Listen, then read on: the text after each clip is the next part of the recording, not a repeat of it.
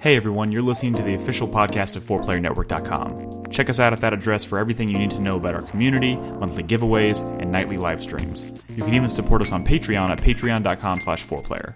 And last but not least, you can catch the live recordings of these podcasts every single Thursday night on our Twitch channel. We hope to see you there. Enjoy.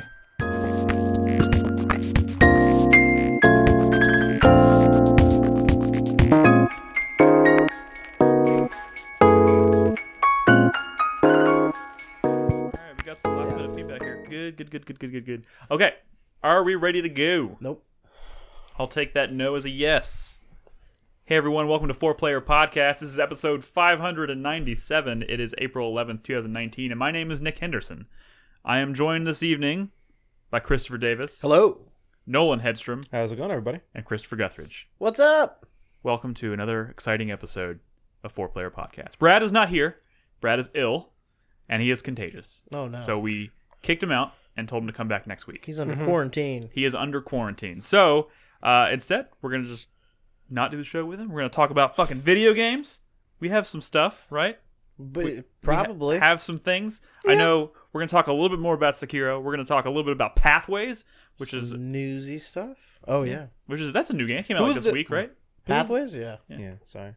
I was making a joke earlier when I lost it. I wasn't sure who the co-star of Be Kind Rewind is. Not Mos Jack Def? Black.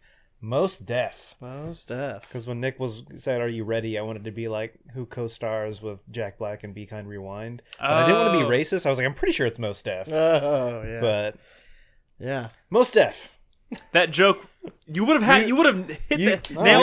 that joke. Dude, I'm running slow Yeah, you today. totally covered your bases and then told on yourself. I know. Yeah.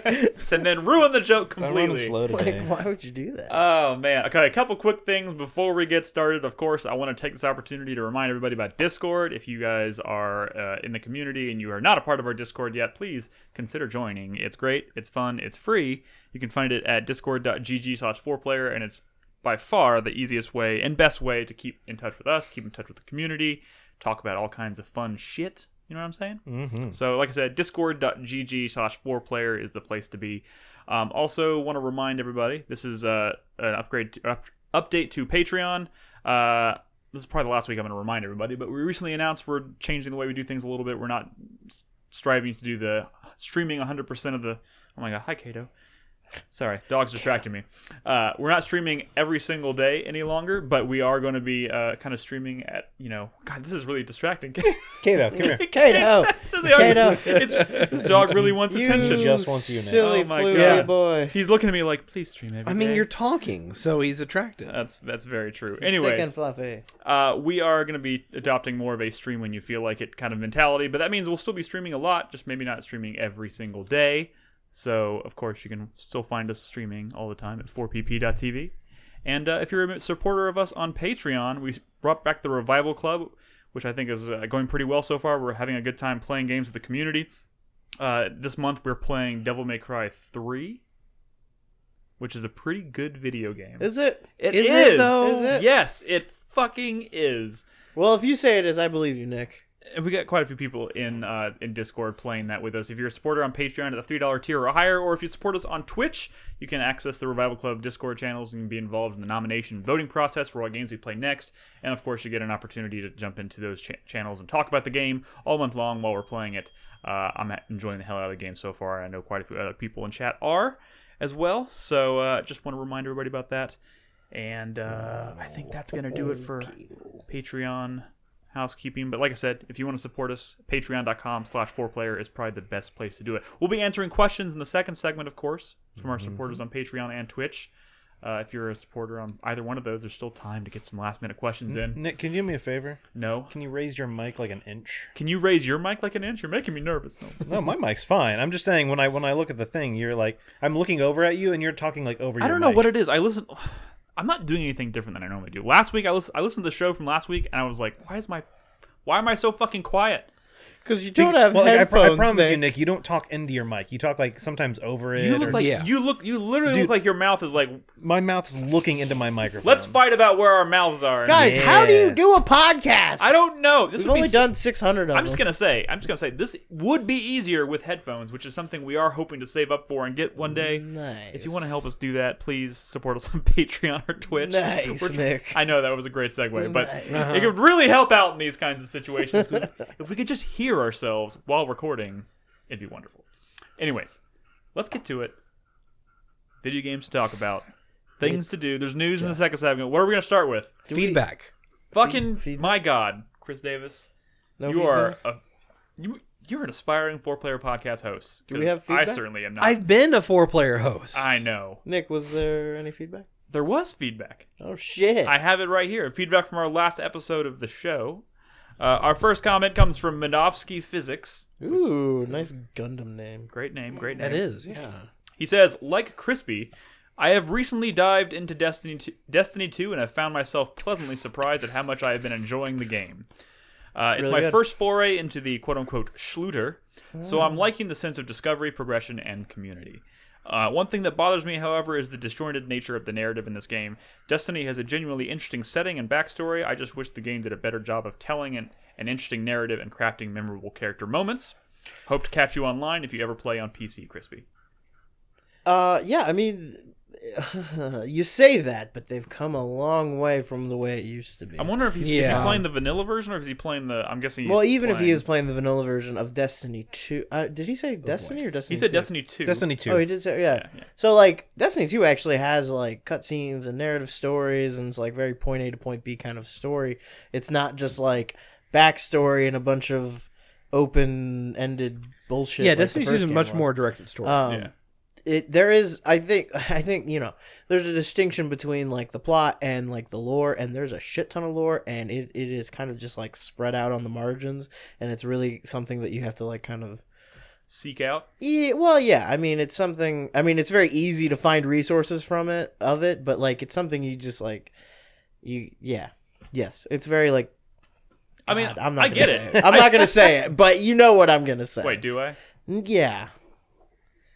What is it? No, don't make me say. Okay, it's very Soulsian, like in that way. I don't think that's a bad thing. I know. No, yeah, and no, that's if you actually it is. if you actually like take the time to like read through some of it and like try to synthesize what's going on, like it is fucking crazy. Like it is really. I mean, I totally get it. Like having just started The Division, Chris Davis. Duh. I was surprised at how much of You like haven't touched that in like 3 or 4 weeks. it's not for a lot, dude. I'm like itching to play it really bad, dude. Give me a break. I'm trying to beat Hollow Knight. Okay. Fuck off. I'm not doing anything else until I finish that fucking game.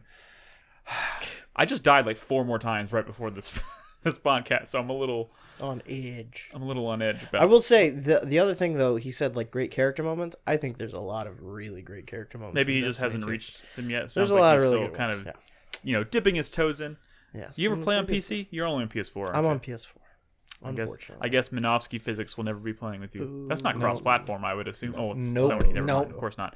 Zerby did pop in and reply to that and say, "Trust me, ever since they added the collection to the game, Yeah. the deeper lore and story has been so much more accessible. all and of better." it's now like in your collection, like in your menu. Yeah. In the first Destiny, they had a bunch of lore like in the Grimoire cards. Yeah. You couldn't even like read them in the game though. Oh, You had to like go to a website or use their app to like get access That's to them. silly. that's Yeah. never a good thing. That That's was fucking Activision. terrible. You know what would be worse? If to chat with other people you had to use like a phone or something. Yeah. You couldn't even use the console. Yeah. Dude, That I would mean, be it's at the silly. point now where like there's a website called the Ishtar Collective that was like kind of started as a way for people to like collect all this shit in one place because it was like so scattered and like hard to parse out. And so now like it's kind of funny because it feels like Bungie's just kind of like gotten away from being like the ultimate keepers of like their own lore. The most like comprehensive database of Destiny is like some fan site. Yeah, you know? That's crazy to me. Yeah. But it tells you there's people out there who are legitimately interested and want to there's know a it. big community. Oh, no, that there's- really yeah. does So it. why Like, the yeah. hell would you keep that from people? Like, I don't understand why Bungie hasn't taken advantage of it and, like, revamped their website Yeah. to where Because I'm thinking like how they did in Halo 3 starting, where you had your character profiles, you upload videos and things like that. It's like his own social media site. And I'm just wondering why they didn't do that for Destiny. Like, why didn't they have your character plugged in and they would have that content and it would unlock for you to view as you find it, as you play throughout the game? It is still kind of that way to an extent. It's just not like... It's just not the most user-friendly experience. Yeah. You know? It's weird. Our next comment comes from Drew327. Says, I'm having a great time with Sekiro, but I definitely share Brad's concerns. I prefer to choose how I approach a combat encounter. At times, the combat feels like From Software's take on Punch-Out. I recently fought a boss that had a thrust attack. I incorrectly jumped instead of the Makiri counter, and even though my character was a good 3 feet above their weapon in the air, I still got hit because I hit the wrong button.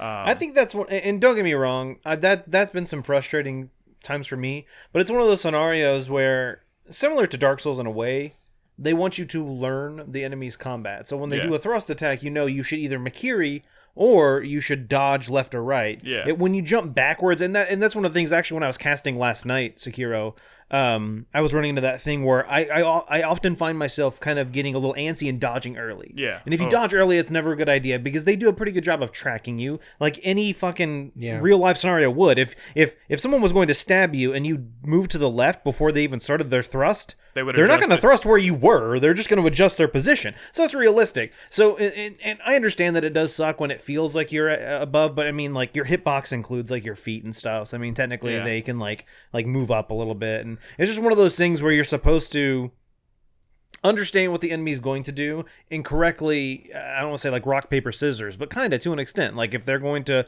thrust, you either dodge left, right, or Makiri. If they're going to swipe, you always jump. If they, and it's one of those scenarios where you got to kind of, and it sucks because you got to make those decisions real quick. Oh, God. I mean, for me, like my problem with that is that most of the enemies in the game have at least 2 to 3 different one of those unparryable attacks, unblockable attacks. So you have to dodge. But you can just put distance. They come so fast, and that's what she said. The stance in which they're acting in is usually like a default stance.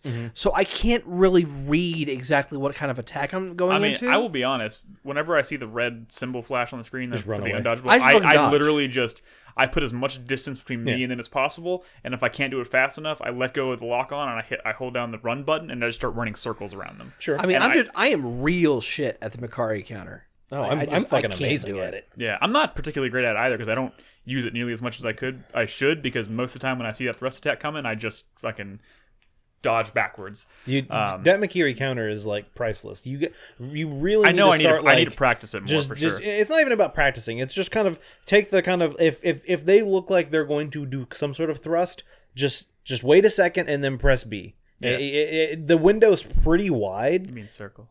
Sorry, I mean I'm playing on PC with an Xbox controller.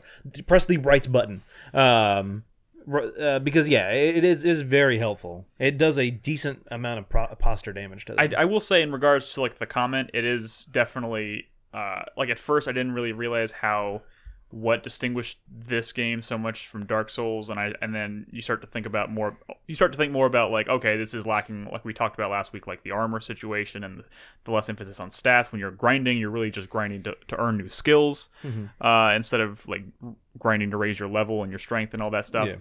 So it is you definitely have to have a different like mentality going into it, and I think that's going to make the game kind of divisive in the grand scheme of things. But like at the same time, it's kind of nice to feel From Software's like really visceral, like tight combat system, but like thinking about it in a totally different way. Like being like, I'm glad that I didn't just pop this in and be like, oh, I've played Dark Souls, I am automatically familiar with this. I'm having to learn something new while still experiencing that From Software feel.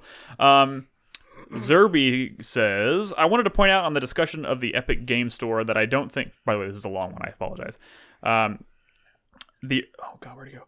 I don't think people are expecting 20 years worth of features, quote unquote. They're only expecting a particular set of features that others have launched with. Origins may not have had forum in-app, but they had links to their website that has specific sections for each game. It launched with the game sorting and even now has the ability to gift friends and generous refund policy. Uplay had quite a bit of these too. The reason Epic is being picked on over most is that if they seriously chose to advertise being cheaper and how much more the devs make per purchase, then I believe a good number of people would have converted on their own. Instead, Epic chose to strong arm and only now added a search bar. So even BNet has this. BattleNet. Oh, sorry. Yeah, even BattleNet had this once. They became a download client. It's promising only a few features. It's promising only a few features while saying others will never come, like user reviews, and had now doubled down on buying further exclusives in the future. Sorry, this is kind of a mess. I apologize. Feels like they actually don't care about the customer's benefits over the company's. Yeah, I know. I know not a big shock. Oh, I know not. That's not a big shock, but the balance is obviously skewed pretty badly. In the end, for myself, I guess I'm waiting an extra 6 to 12 months on games, or God forbid, buying it on the Microsoft Store more often now. Sorry, that was kind of a lot to unpack and kind of a mess to read. I apologize. I mean, I understand where he's coming from. He's got some good points about why people are down on Epic, and I did not realize that they had but said they'll never do user reviews. If so, that's kind of silly. I think they're trying. I mean, to them, I'm sure that was kind of their way of their really radical way of dealing with review bombing, which has become such a huge problem. Yeah. I mean, but there's ways to fix that and address that. I mean, I don't know about fix it, but there are ways to address it. And I think most people would rather have a review system and have with review bombing being an issue than not have reviews at all.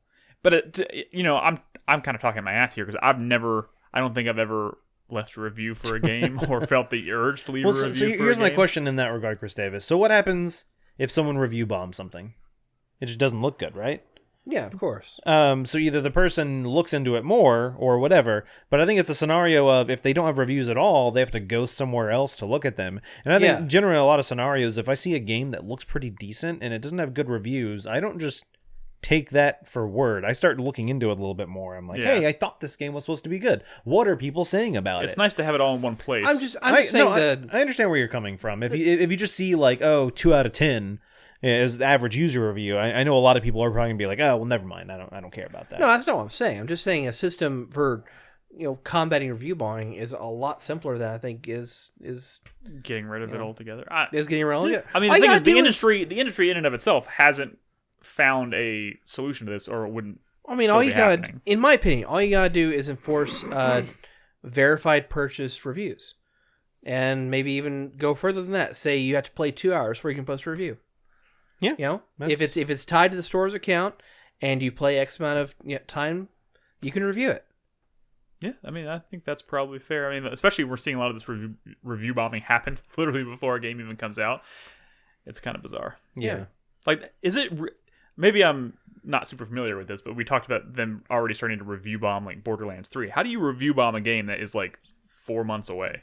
I did not hear about this. I mean, it's just people being assholes, and Steam has addressed it. You can physically go on like Steam and leave a review for I mean, I guess you can't do it on Steam. No, they changed it. This was a news topic. Like, where are people? Like, how are people review bombing a game that not isn't familiar out with it yet? I don't know. Like, maybe at a different website, but on Steam, fake news. They've updated their review system to where you can't review a product before it releases. I feel like that should be a given. Anyways, I'm sure this will come up more in the not too distant future. Fourth Horseman says, I don't have anything to add regarding the discussions this week, but moving on. I did want to comment on one thing, and Brad is unfortunately not here to respond, but maybe he'll listen to this and hear it. Brad, you are absolutely correct about the Captain Underpants movie. If you haven't already, you should check out the animated series on Netflix. It's pretty funny as well. My 6-year-old loves it, and I found it humorous too. Right, I hear it was really good. I'm sure we'll hear Brad's... Was it Paddington 2 good? Evidently, according to reviews, it was. Paddington 2. It was like a 97 on Rotten Tomatoes, I think, at one point. Wait, are you talking about Paddington, or are you talking about the Captain Underpants show? No, Paddington 2. Oh, yeah. Did y'all see that latest Rotten Tomatoes score? Oh, the Hellboy. Did it go down Hellboy? from 12? Oh no, Hellboy's that bad? It's got like 11. What? Yeah, No! it's bad. That's rough. That is rough. I saw that someone tweeted that today, and I was like, "That's got to be a joke." I mean, looked it I up. watched the trailers and I was like, okay, I'm not like super excited to see this, but like it doesn't strike, like it doesn't look, to me, it doesn't look bad. Like, I don't know. That's crazy. That's crazy. It was funny this morning on the Discord. Oh, sorry. Biohunter posted a screenshot of it. It was at being 10%. 10%. And like 10 minutes later, it updated. And I was like, don't worry, it's not as bad as you think. And I posted a screenshot and it was at 12%. It's going slowly going up. Kenton says, plot twist, all the reviews were done by Ron Perlman. Equack has our final comment of the night. He says, I've been very critical of how Valve has handled both aspects of Steam as well as some of their games, Counter-Strike 1.6 in particular, over the years, so I'm not writing this to take their side. I buy DRM free when I can. However, I don't think it's meaningful to compare the Epic Game Store with how Steam launched 15 years ago. Every other product or service in the gaming space is compared to its contemporaries. It is self-evident that if Epic can offer developers large sums of money for exclusivity, that they also have the resources to include features such as cloud saves. It is also evident that their approach with their store isn't to entice customers by offering them a better option, but rather being the only option. This attitude of theirs presents itself not only in their choices for the store, such as passing payment fees onto the customers, but also in their public statements. The boycotts have been taken to a childish form, but they're not unfounded. He makes a good point about basically their strategy in all of this is to make themselves the only option, as opposed to like offering something genuinely unique or exciting to their customer base. I mean, it's very fair that you shouldn't compare a modern launch of an interactive store to Valve's Steam from 2005, because that was a pioneering platform. And they've had it's years and completely years, fucking different. And they've had years and years and years to like hone it, but like, but it's still, reasonable to expect to have at least some features from a modern store. I think it's a scenario where, like, you know, take like a car for example. You know, cars are been around for a long time. There's been a lot of improvements and stuff. If someone were to come out with a new brand, a new type of car, there's no AC or heating. There's no airbags, seatbelts. They aren't included yet. But don't worry. Only if you drive like in North America, you have to buy that. You know what I'm saying? Like, it's like, well, that doesn't make sense. Like this system has been in existence for a while. Other people have jumped on and started making their own versions. You can't necessarily come out with a new one with a lot of, like, I don't want to say deprecated, but a lot of missing features and be like, oh no, but like it's just as good. But it's like it's like standardized expected features. Exactly. There's certain things that you think should be there, and rightfully so. I think his final point is a good one though. That like, as far as people are upset, and maybe rightfully so, but like a lot of the things they've done to like combat this has gotten out of hand and ridiculous. So, and you know what? Who knows? In a year, let's look at how the Epic Store is doing in terms of like features and whatnot, and then see, and then we'll maybe look back at it now and say like, what the fuck are we doing? Like, yeah, it's like a year from now, it could be fucking amazing, and Steam could be like really like, holy shit. Epic Store is doing so much better in like all of these different things than we are. Who the fuck knows? But anyways, they've got a ways to go. They do. They absolutely do. And I do think it's kind of shady that their approach to this whole thing is to just take games and like make them exclusive. I feel like that's kind of a low strategy to take, but it's apparently working for them so far. Well, I guess it's working for publishers. It's working for the publishers. We'll have to wait and see how it does for sales, because there is going to be a certain percentage of people that are probably just going to, who would have bought the game otherwise, who are just now going to say, fuck them, I'm not buying this. Who knows? We'll see how that plays out. All right, well, that's it for feedback tonight, guys. Thank you so much for your comments. If you want to add anything to any of the discussions we're about to have tonight, please leave us a comment over at 4playernetwork.com on the post for this episode, and we'll address it next week at the beginning of the show. That's one thing I forgot to mention. There will be a show next week. I'm not going to be here, but someone's going to fill in. The week after that, though, we're going to be doing our community night for the month of April. We're going to be playing, I think we've kind of decided we're going to do a Mortal Kombat 11 night. Fuck yeah. We can do that. Should be fun. So I'm not sure how many people out there are planning on picking that game up, but we'll be playing that on the 25th in place of a podcast. So if you are planning on playing it, I think we're gonna be. I know I'm getting it for the PS4. I'm probably gonna be the one who brings my copy. So that's probably a safe bet. So if you're planning on picking it up, maybe get it for PS4 and you can come hang out and play with us that night. So yeah, just wanted to throw that out there. All right, I want to start with Krispy tonight. Why? Why do you always want to start with Well, my mostly game? because you're playing the newest. You're playing the newest game, Krispy, and we've talked about Sekiro for the past 2 weeks in a row. Tell us about Pathways, you son of a bitch. Great. Okay. Pathways It's a Switch game. is also on Steam, which is where I'm playing it. Oh. Damn it. But you have a So, Switch. I do have a Switch, but a community member, Kenton, gifted it to me. Ah, Nice. thank you, That's why I'm Kenton. playing. So thank you, Kenton. Single-handedly saved this episode of the show. Pathways. I'm going to throw 3 words out there.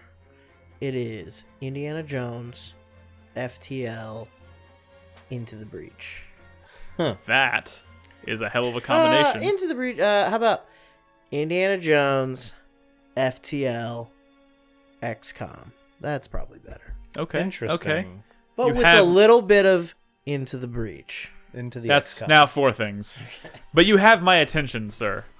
So Pathways is all about like 1930s, early 1940s adventure pulp, like kind of like series. Yeah. I'm just saying words. It's like Indiana Jones, kind of. You're in the deserts of northern Africa hunting for treasure and fighting Nazis. That sounds like Indiana Jones. Would you have to be a gentleman with a and whip there's- and a hat? There is a guy who is Indiana Jones. So right here is my character select screen. So you like select a party every time you start an adventure.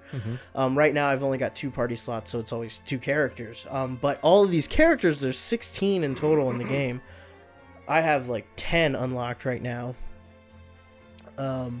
Each one of these characters kind of represents a like an early 20th century adventurer archetype, right? So the first guy is Jackson something, and he's basically Indiana Jones. The next lady's like a sexy but confident scientist lady, like Dr. Christmas Jones. yeah, kind of. Sure. There's a sea captain. There's like this gentleman imposter, like master of disguise sort of dude. There's like a Middle Eastern prince who's like really handy with guns and blades and stuff. Like all sorts of things, right? So it's set up like, so you select your team, and then you get taken to a world map, and that is set up like other roguelites, which this very much is a roguelite.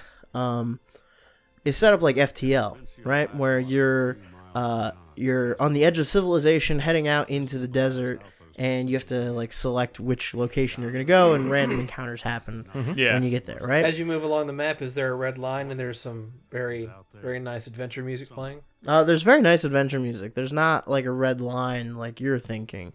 I'm looking at But this it's like footage and I can hear. it changes the color so you can track the path that you took. So like each one of these, there's 5 of these maps, and each one's a different adventure, and they all have their own story or plot. Like in this first one, you're that trying are like totally to disparate. Like no, they're connected. Oh, okay. So like in the first one, you're trying to rescue this guy who's a buddy of yours who was captured by the Nazis, right? Yeah. And when you rescue him, you unlock the second adventure. And the second adventure is like he tells you about this artifact called the Wrath of God somewhere in the deserts in Palestine. So you're going and trying to get it before the Nazis do. This is so Indiana Jones. Yeah, it's fucking Holy crazy. shit. It's fucking crazy. It's so crazy. By the way, Indiana just quick Jones. aside, that Oh yeah, day-night the rest effect with the daytime, nighttime. Yeah, that was fucking cool. His name's actually Alabama Jim. Yeah, Alabama. Alabama Slammer. So yeah, and actually a cool thing, when you beat adventures and you go back and play them again, it unlocks a feature where you can like select time of day. Yeah. So you can experience it like a different like aesthetics. Does like time of day have any effect? No, not at all. But yeah, so you go to different locations and you'll get random encounters like you're seeing here. Like in this one, we found a temple, and the temple had an altar that had stuff on it that we're taking. Sometimes you'll run into Nazis and you have to fight them, or there'll be like other events. I found some, like 1 or 2 that were like these really long, protracted like events where you're making all these decisions. And here's a good example of one where the characters in your party will have different feats, and those feats unlock different options, right? Yeah. So in this one, we found a Nazi supply truck driving through the desert, and one of the options that's available to us, because I have the Indiana Jones character, is to chase the truck. So you go through this whole thing where like you're trying to chase it down to like hijack it and steal the supplies that are on it. Because like FTL, supplies are really important here. Like you're driving a Jeep in the desert, so gas is a thing. You do not want to run out of gas in the desert. Yeah. What's up, Nolan? Is there some sort of ticking clock to this adventure? No, it's not like FTL where like you have to keep moving forward because there's somebody like coming up behind you. At least not that I've seen. So what happens if not you like run out of gas? Do you just game over? Or? No. That is like the big limit of like what you can do is how much gasoline you can carry with you and how much you can find. Is it gasoline or is it petrol? They call it gas, so I assume it's gasoline. There's a lot of multicultural characters in this game. Gotcha. I think it's, written from an Indiana Jones like American perspective. I don't know. Right. It doesn't matter. But if you run out of gas, you're in trouble because from that point on, you have no Jeep. And when you move between locations, every character in the party takes damage. And like a not insignificant amount of damage. Ooh. So like if you run out of gas away from like a trader or Nazis that you can kill and steal their gas or like things like that, your dudes can die before you can get anywhere. Wow. And it doesn't matter like if you're going back someplace you already were or if and when they die, like they're dead. Yeah. It's like it's a roguelite, so when you die, you're dead and you're done. Yeah. But it's a roguelite in that your characters keep any experience that they gain, even if you fail the mission. Yeah. Like any experience they gain. And that folds into the next playthrough. Right. So like if you send two characters out into the desert and they die, like this right here, this is the very first time I booted up this game. And this is the very first combat encounter I've ever played. So just spoiler alert, I get fucking murdered. Like these two the like sexy scientist lady and the Indiana Jones dude, they get fucking murdered by a bunch of Nazis. And then they are in critical condition. They're in the hospital. So when I start my next adventure, they're not available, but they'll come back after that. Gotcha. The adventure that follows.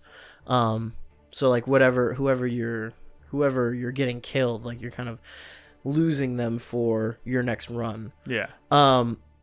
Which can make a difference because these characters are all pretty different. They all have different sets of skills. They can all use different types of weapons. They all have different like feats that let you do different things in those events like I was talking about. Yeah. You might find like a village that needs help because the Nazis blew up their well and like there's an option for an engineer to fix the well. But and if you do that, they'll like give you a bunch of stuff. But if you can't do that, then you just have to leave them. That's really cool. I do. So this is a standard, like what we're seeing now is like a typical combat encounter. Yes. Where so when you get into combat, when you get into combat, it's a very like XCOM-y turn-based, cover and shoot kind of strategy game. Yeah. So every character can take, I think it's like a move and an action or two actions or something like that every turn. And what they can do is based on their skills and what kind of weapons they have equipped. So like the Indiana Jones like guy has a rifle, so he can do things like spray fire where he can like hit multiple enemies at the same time. He can fire a little longer range. The scientist, she has a pistol, and I don't know if you can actually hear the game audio, but like the sound design in this game is really good. Yeah. Like the music's really cool, but like the gunplay and like shooting people is like very visceral. Like when you're like shooting people and like killing them, it's like like oh, like oh, like cool. It's kind of fucking satisfying, juicy. Yeah.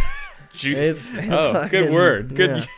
Good. It's fucking it's serious. But yeah, like XCOM cover is a really big thing here, and hit like that affects your percent chance to hit, which you can see on the enemy every time you go to take a shot, and it hasn't been as like egregiously punishing as XCOM can be with its like random rolls. I have had a couple where it was like, oh, I had 65% and I shot and it missed. Yeah, but like that hasn't happened like. It hasn't gotten to the point with XCOM where I'm like, you're fucking with me, aren't you, game? Like, Fuck you. Yeah. That just makes me think of that 95% shot. Yeah. Stuff like that's the worst. Like an XCOM where it's like 95 and you're like, well, nailed it, and you miss. But and it's the same kind of thing You just here? want to turn off the game. Where like you have a percentage chance of hitting if you're going to fire your gun, kind of thing. Yeah. Okay. Yeah, it shows you what the percentage is. And then if you get knocked down, like the scientist lady just got knocked down. So she's got a certain number of turns where I have to revive her or else she's dead. Sure. And that counts outside of combat, too. Oh, wow. Like, if I end combat and she still has, like, 3 turns left, that means I've got, like, 3 moves on the map to, like, find medicine or find someone that can heal her or she's dead. Wow. Oh, man. Yeah. Dead damn. as in, because you said it's roguelike and the characters like keep their stuff, but like dead as in when you restart the game she's gone, or like No, that's like what I was saying. Dead for the remainder of this run. Gotcha. And then if I start a new run, she's in the hospital and is not available until I finish that run and then start the next Gotcha. Nice. one. And then what was the other thing I was gonna say? Oh yeah, no. What was that? Nope, I said Combat. You went down. How do you feel about the story? Oh, apparently so there's far? like a bunch of stealth in this game too. Like you can ambush people. I haven't really figured that out yet. Every time I've like started a combat encounter where they didn't know I was there and I tried to like sneak up and kill somebody, they saw me beforehand. But there's like achievements for like there's one character that you unlock for killing X amount of Nazis from ambush. Which is kind of cool because you unlock new characters by doing like a whole bunch of different things. Yeah. That's cool. Do you know what you need to do to unlock those characters? That's Yeah, like it one of shows the you. things.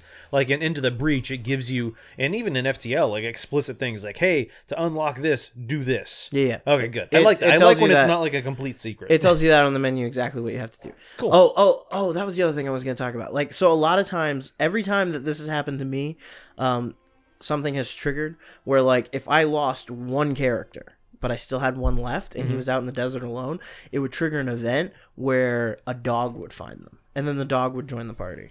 The first time it happened, it was a German Shepherd that had like run away from the German army, and he had like these little goggles and everything, and you're like, "Come on, buddy!" And then the second time it happened, it was like this white like wolf kind of dog, and then it becomes you, and then it's like you and this dog.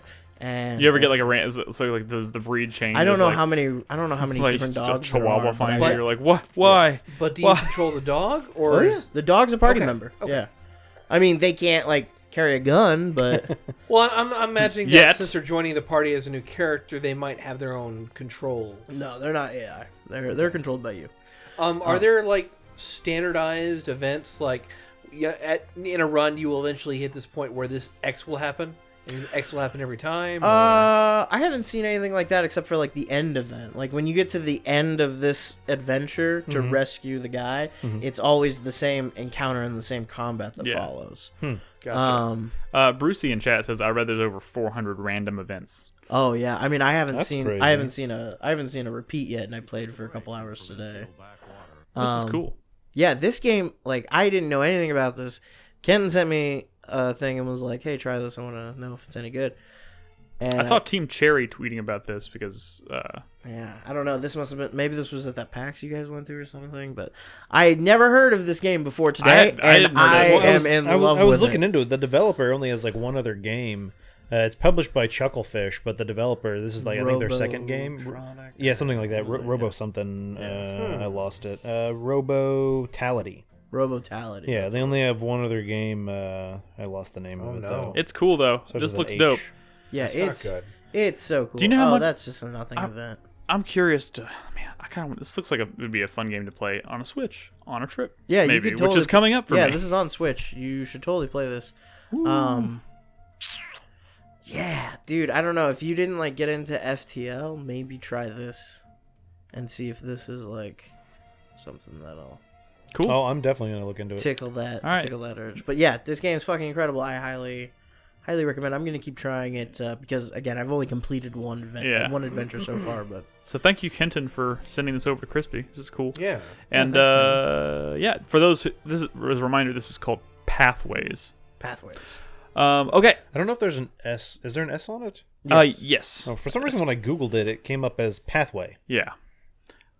Oh, maybe just Pathway. Like on their official website and their Oh, launch it's just trailer Pathway? and Kotaku's article and Okay, this then Reddit it's article. Pathway. Oh shit! I thought it was Pathways too. Well, it's because I googled Pathways and that came up with like just a lot of like local like halfway homes and some random stuff, and I was like, what? This isn't what I'm looking for. Well, it's a good thing you didn't make an overlay. It's a good thing. I would have botched that overlay completely. Anyways, let's move right along. I'm gonna do Sekiro last. I want to talk for a minute about I got this itch to play. I'm getting excited for Mortal Kombat 11, and so I decided I've owned Mortal Kombat 10 or X or whatever the fuck it's called. I've owned that since it came out, and I never dived into it. I guess never played it. I thought maybe I had started it, but when I booted up, I was like, yeah, this looks totally new to me. I don't think I've ever played this game. So I played it for an hour there on my stream, and then I played it for a couple hours last night. And I know, this is a Mortal Kombat game, so I'm not going to be like shining any light on a franchise like that, you've never heard before. But I am having, and this is also coming from someone who is not very good at fighting games, as you will be able to tell very quickly here, as I'm playing the dude on the left who's getting his ass handed to him. Kotal Khan. Yes. He was a new character. He's a new character in this game, and also like when you first start the campaign, you're playing as Johnny Cage, who's very like, very quick and like moving, has all these quick, fast attacks. And then the next thing they give you is like this like Goro looking dude who's like super slow. And I'm just like not used to playing these like big beefy characters like this. So I get my ass pretty much handed to me by Kano here, several times in a row. But I decided to play this anyways. So this game, what kind of jumps out of me is, I haven't played Mortal Kombat really much since I think Deadly Alliance, maybe on the PS2. That was a long. I know time it's ago. a long ass. I've skipped quite a few, so this is kind of my first one jumping back into it. And NetherRealms makes a really solid casual fighting, I guess is what people would call it. Again, it feels weird. Like this is gonna be someone who doesn't play any fighting games trying to talk about a fighting game, so it's probably people are probably gonna be cringing like crazy. It's a You ain't FGC. Yeah, you know me.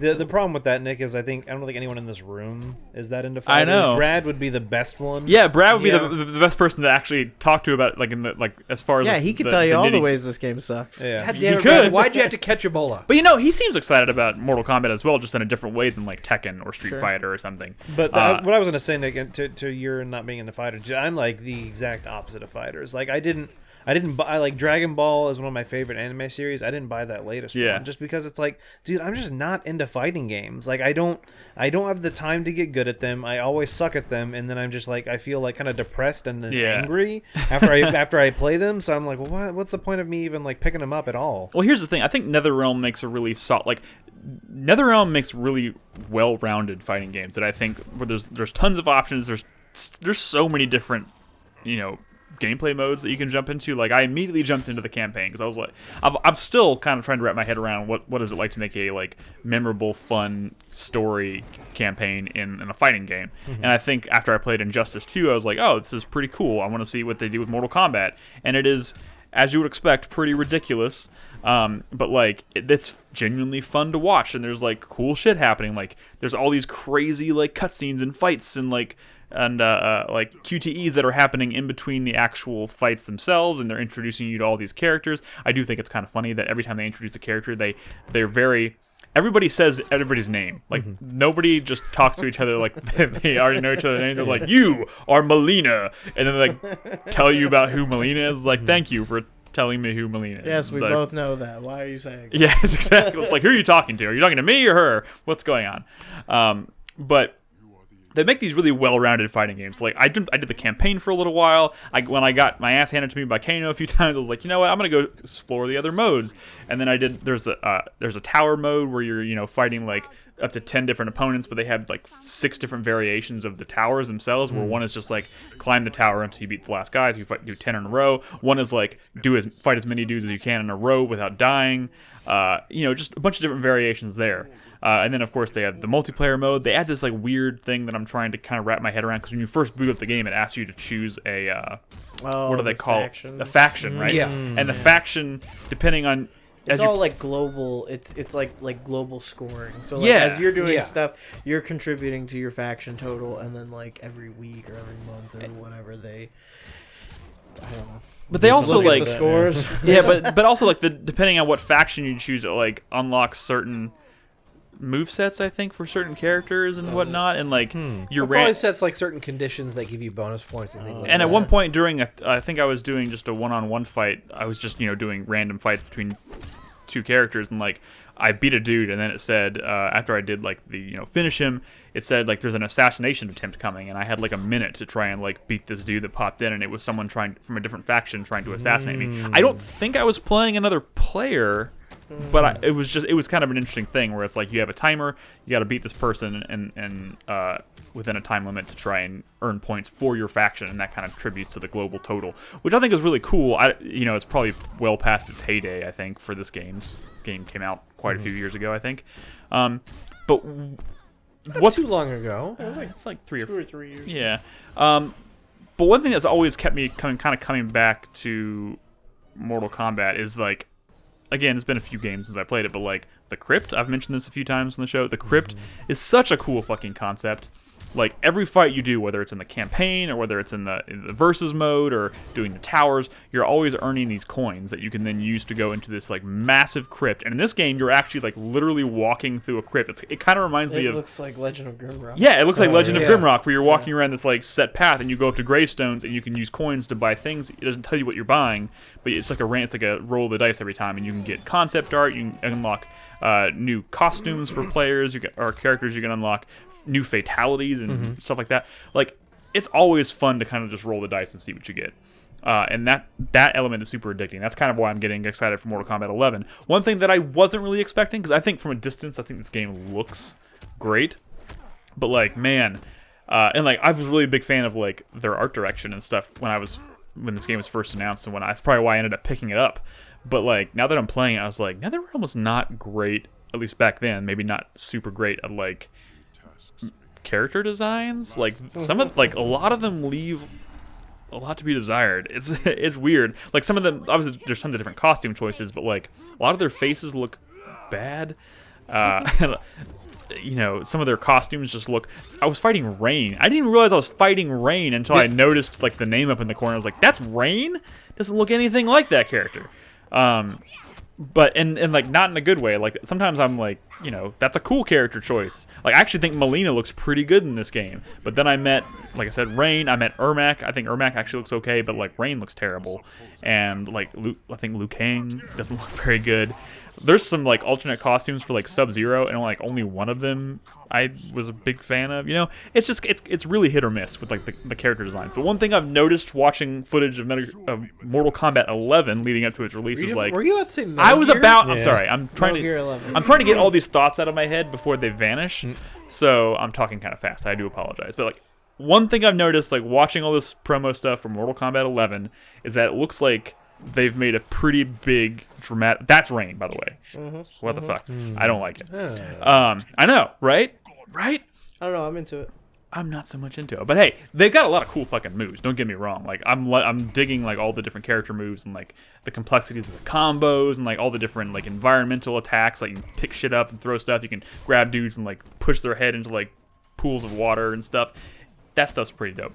But like, it seems like with Mortal Kombat 11, there's like a pretty dramatic jump in quality of like character models and character designs. Like I'm pretty much been digging like all of the different designs they've shown so far.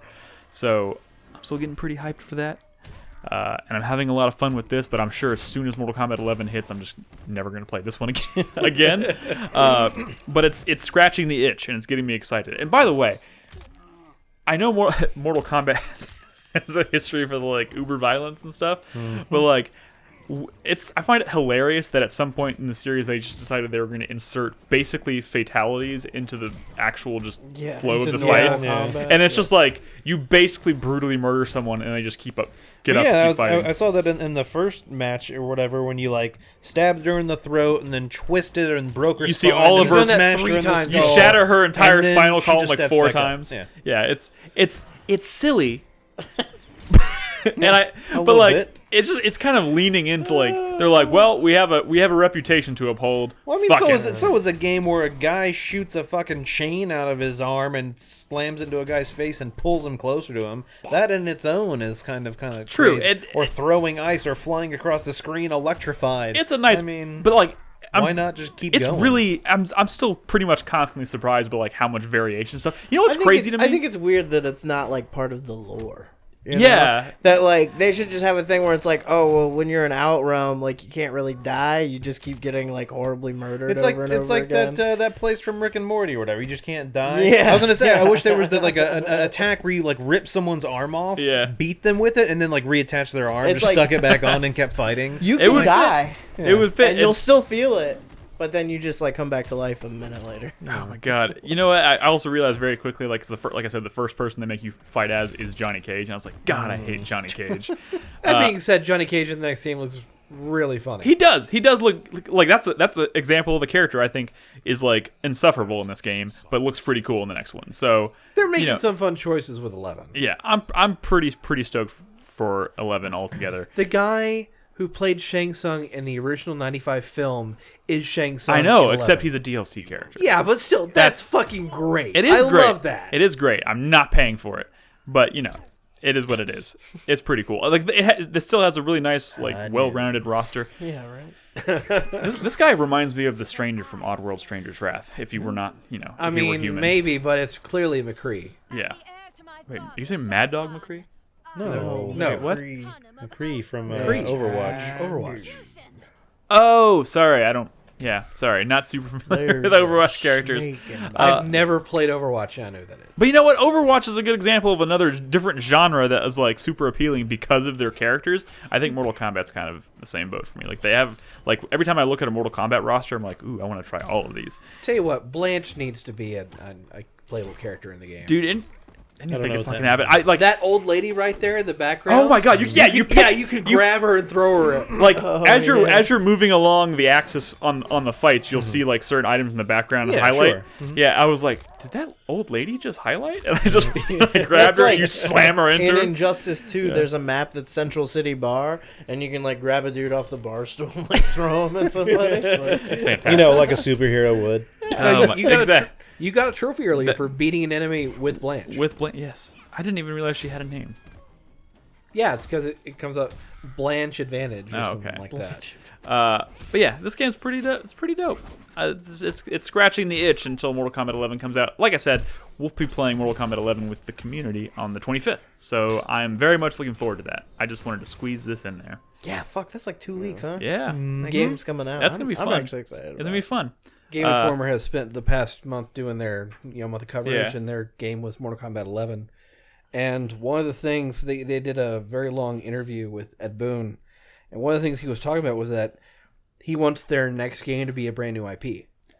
Maybe I would like to see NetherRealm Studios do not only a new IP, but like maybe branch out and don't do a fighting game. Yeah, that's another thing he was talking about. Or do something. I think we've said this before, but do something more akin to like what was it, Shaolin Monks, or what was that Sub-Zero side-scrolling adventure game from Mortal Kombat Mythology? Sub-Zero? Yeah, do something crazy like that. Like you don't have to get super far from what he was talking about was if he had the money and he had the time, he wanted to make a persistent online open world game.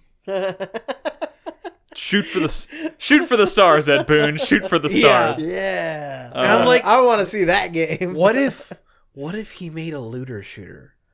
Anything could happen at this point. But like I said, we'll talk more about Mortal Kombat 11 the week after we do our community night. So look forward to that. Shai says if you throw Blanche at an opponent and it kills them, Blanche mounts them and punches their head until they're completely destroyed. Are you serious? Dude. So I was trying to get a feel for like how fatalities work in that game, and I'm constantly going into the menu and looking at the moveset and whatever, and I was like, I keep seeing brutalities, and I was like, how the fuck do brutalities work? And I kept seeing like it tells you the moveset, and I was like, okay, it's kind of a complicated moveset, but then it's like the match has to end with a certain kind of attack. And I was like, Jesus Christ, how am I gonna like keep track? I have to keep track of how close they're getting to death, how to do the actual move, and then you got to do this combination like right at the end to like make sure you nail the brutality. I was like, how the fuck do these even work or trigger? And then I was fighting Goro in the trials. or the tower fight, and like he did brutality on me, and he's literally just like wailing on me, and it didn't even give me the finish him. He just does like a thing where he like has a move where he like goes into the ground and then comes out the ceiling, right, and like he does that and just lands on me, and I explode like without ever giving me like a finish him. And I was like, oh, that's how brutalities work. They literally just happen. It's like that's why you had to do it a certain way at the end of the fight. Fucking It's cool. It's cool, and not to mention as you're going through the crypt, you're like literally potentially unlocking new fatalities. Sure. So I did like 2 fatalities with Sub-Zero, and they're pretty dope. They're pretty good. Yeah. So, anyways, moving on from It's that. like needlessly complicated. It is needlessly complicated. But And I don't mean like the inputs. I mean like what they're doing. Yeah. It's just like weird. A little bit. You mean in terms of like the fatalities themselves? Like Yeah, like the very logistics of it? specific ways he's choosing to kill people. That is very true. I'm gonna freeze their mid portion and punch it out and sever their spine with my bare hand, then rip them in half. I liked the Sub-Zero, the one I did where about he freezes the ground and little icicles pop out, and then he like uppercuts the dude. They, He makes his fall own out, like pit and like Oh. uppercuts them onto the thing, and you see them like slowly sliding down the icicles until like one pops their eye out from the back. Jesus. It's ridiculous, but it's fun. Brad's in chat right now, and I see he says a horror universe fighting game could be cool. I do tend to agree with that. They already have, like, you can see on the roster for Mortal Kombat 10, you can see Jason and Leatherface and the alien Xenomorph. I didn't, of course, purchase those because I'm not going to do that 2 weeks before Did you say Mortal Kombat 10? 10, yeah. So I'm sure there will be some interesting... Yeah, but the Xenomorph is Baraka. Yeah. Is it just Yeah. Baraka's moveset? Yeah, he's got like the claws and everything. Yeah. Yeah. Interesting. Man, I haven't really played any Mortal Kombat games since Trilogy, and Damn. I kind of want them to re-release Trilogy. Trilogy is a good game, but that's a long time ago. That was a long ass long fucking time ago. Wishful thinking. We need to move on from Mortal Kombat. We'll talk about it again in a couple weeks. One thing I do want to quickly mention before we jump back into Sekiro, and I didn't bring footage of this because I need to play more of it, and I'm going to play more of it, but I booted up No Man's Sky next. Oh, got that Nomansky? Nomansky. I played it for an hour and was like, holy shit. I can feel the itch. Oh, yeah. Like, hard. It's different. Isn't It is a totally different fucking game. Yeah. Like, it is nuts. When you last talked about it, were you talking about Atlas, or was Next already out? Next was Next. out. Okay. Next, but was I doing started it. talking about No Man's Sky when Next was out. Okay. Yeah. So what are they at now? Like, is it like Next. Beyond or something Beyond is the one that's coming out? It's coming out. Yeah. coming in Dude. the summer. Yeah. It's cool. Yeah. I played at least like 30 or 40 hours of Next. Are you serious? I played a lot. Dude, I'm ready. That might be a little much. I can pull it up on Steam. I and am see it. ready to jump back Wait in. till But- you get a freighter. Like that's dude, pretty cool. Dude, I'm just like You can just like you're like on a planet and you're just like boop boop boop boop, and then your freighter just like comes in from hyperspace, and you can like get in your ship and fly up to it, and then warp out. It's fucking cool. that It's is pretty cool. yeah, that's crazy. Anyways, I'll talk more about No Man's Sky whenever I have time to play Has more of anyone it. ever made it to the center of the universe? Oh yeah, I don't. Yeah, actually, did? dude, the guy that like bought that copy early. Do you remember that? Oh yeah. There was like a dude who bought it like a week early and paid like a bunch of money for it. He finished it like before the game came out. Wow. Oh shit! Yeah. What's at the center of the universe must I not saw be. a screenshot of like the week it came out. Somebody posted a screenshot that was just like, "This is the end of the game," but they didn't give any context for what it was. So I've seen a screenshot of like something like really weird, but I don't know. You don't know what's what there? It is. These nuts. Ah. Got him. Speaking of D's nuts, let's talk about Sekiro a little bit. Yeah. Still playing that game. I know Nolan, you've probably played a ton more. It's the only game I've been playing lately. I recorded this footage last night. I haven't done a ton more since last week. I beat Lady Butterfly. She was fun, huh? I did it on my beans with I you? did it on my third try. Which is funny Really? considering the dude in the dojo, Dude in the dojo. I fought him like 50 times and he's not even a boss. Yeah. So, and I hear Lady Butterfly is, a pretty difficult fight, and it certainly She's definitely was. not easy. There is a move, and I think Chris Davis said he did the same thing. There is one move that kind of makes that fight a bit easier. The Midnight Jar thing. Yeah, the Night Jar. The Night Jar, yeah. That definitely Midnight helps. Jar. It helps, like, you can literally, like, it's kind of like in Hollow Knight where I was talking about, you have that one move that you can, like, basically, like, stun lock the first entire phase of the final boss. It's kind of like that. So you just Nightjar attack, Nightjar leap, yeah, do that like a bunch of times, and that you'll get to her like second form like really quick, and then you're just plowing through it. So I feel like a little bit like I cheated it, but it was still a fucking hell of a fight. But it was cheese, but you did it. Exactly. But Nolan, you've played a bunch more, haven't you? Yes. How's I definitely that going? know him farther than you, or at least. Are you still in Ashina, or are you? Well, no. Well, I mean, that's. I mean, I guess the whole game takes. You kind of place go back and forth and stuff, and so have you moved beyond the castle? Yeah, I moved beyond the castle, and I came back to it, and I did some other stuff, and I moved beyond again, and I've come back, and so I mean, I definitely know I've visited some stuff you haven't, because you don't. I clearly have a move that I have. Yeah. That I noticed. So the thing is, since this game isn't strictly linear. I just now got to, I forget the name of the area, but it's the place that Chris Davis's footage was last week. Yeah. The Sunken Valley. Valley. I find that here in this footage because I didn't even know it existed, and I was just trying to find footage that wasn't going to the next boss fight because I already know where that is. So had you gone through Chris Davis, like the abandoned dungeon and all that stuff before? So no, that was my first time going to Sunken Valley. Okay, so that's what I'm saying. So like we kind of took opposite routes. Same with Nick, I guess, because I've been through this abandoned dungeon and this forest, like this misty forest and stuff. And clearly y'all haven't been there. But I mean, now that I've finished those, this footage kind of ends with me going deep into the Sunken Valley. That what I'm talking about is a different direction. If you're going, you have to go a different direction from the. With the forest, you have to get past the serpent, and then you go and it's the village. The village, the Mibu village or whatever it's called. Yeah. You had the corrupt monk at the end of it. But yes, but every I've been there. Every place that you go in this game, I'm one thing I've kind of been wondering is like, it seems like everywhere you go in this game is still connected to Ashina for the most part, right? So I was kind of wondering if like you beat the castle and then like you do like you load into like a totally different place, or if it's all still interconnected. Sounds like everything. What do you mean beat the castle? Well, I mean like.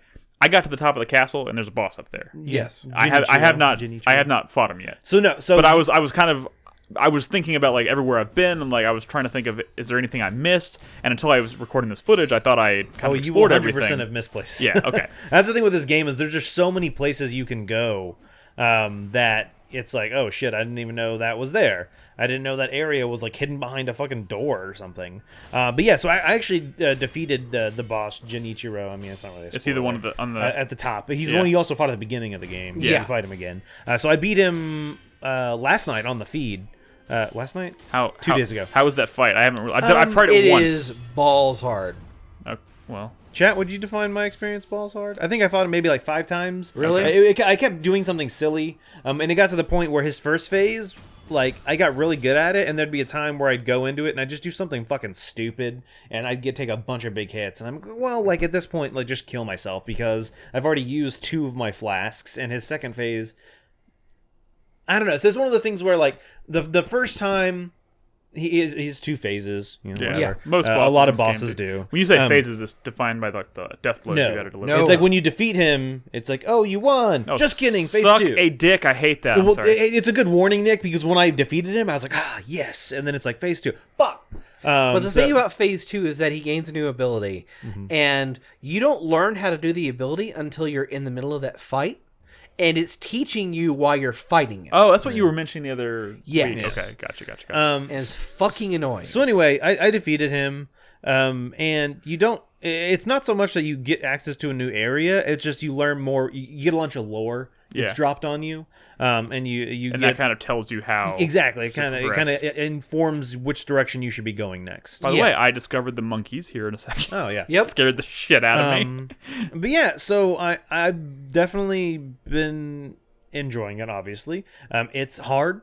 There's been a couple of fights more recently that I'm surprised how, like, the Corrupted Monk was one I defeated on my first try. Really? Yeah. Okay. The boss below Genichiro, that mini boss, I think it took 2 tries on him. And it's one of those scenarios that, like, early on, I was kind of being silly about it, and then, like, in all honesty, I was maybe 3 tries on that guy. Are you talking about the general with the gun soldiers around him? No, not that one. The one that's just below Genichiro. He's just like a samurai. Oh, the asshole That's the guy I fought like 50 fucking times. I defeated him on my like 2nd or 3rd try, and like the first couple of times I was just getting my ass handed to me, and then the second time I kind of like was like, hey, slow down.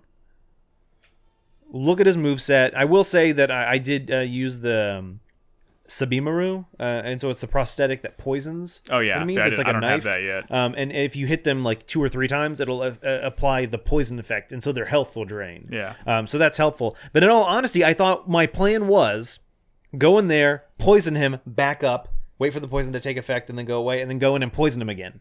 That was my plan. Did not go according to plan.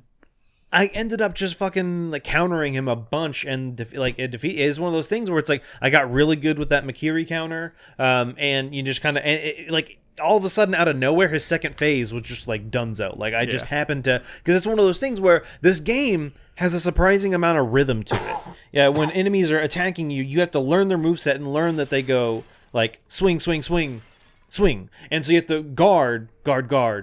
You have to get that timing right. And when you do, like, holy shit, you can do a decent amount of posture damage to them and then go in for those death blows and stuff. Yeah. And so it's one of those things where it's just like kind of learning how that goes. Do you have the skill yet, Nick, that when you do a death blow, you gain health back? Yes. Okay, good. That's one that's become like irreplaceable for me. Yeah. Oh yeah. As soon as I didn't realize, even when chat was telling me, hey, get the skill, I was like, yeah, that sounds good. I didn't realize how helpful that is, because it's one of those scenarios where Because you take a lot of, or because you take a decent amount of damage, but it's even like when I'm out exploring, it's like, oh, all of a sudden I can tell there's like a boss room ahead of me. You know what I'm saying? You can tell when you're about to enter a boss area. So you can go farm like smaller enemies and get your health back. Exactly. So it's one of those things where it's like sometimes I'm like, I'm at half health. Do I want to drink my gourd, or I know there's some enemies over there that I can just get some death blows on and regain my health? Yeah. And so that's definitely been like Does it give you like a pretty solid chunk of health back? Oh yeah, it gives you, amount. it doesn't give you like maybe it's so I can't About give you one strike worth, in my opinion. I can't give you like a percentage just because the health bar changes over time, and it's Yeah. not like you get like a certain amount back.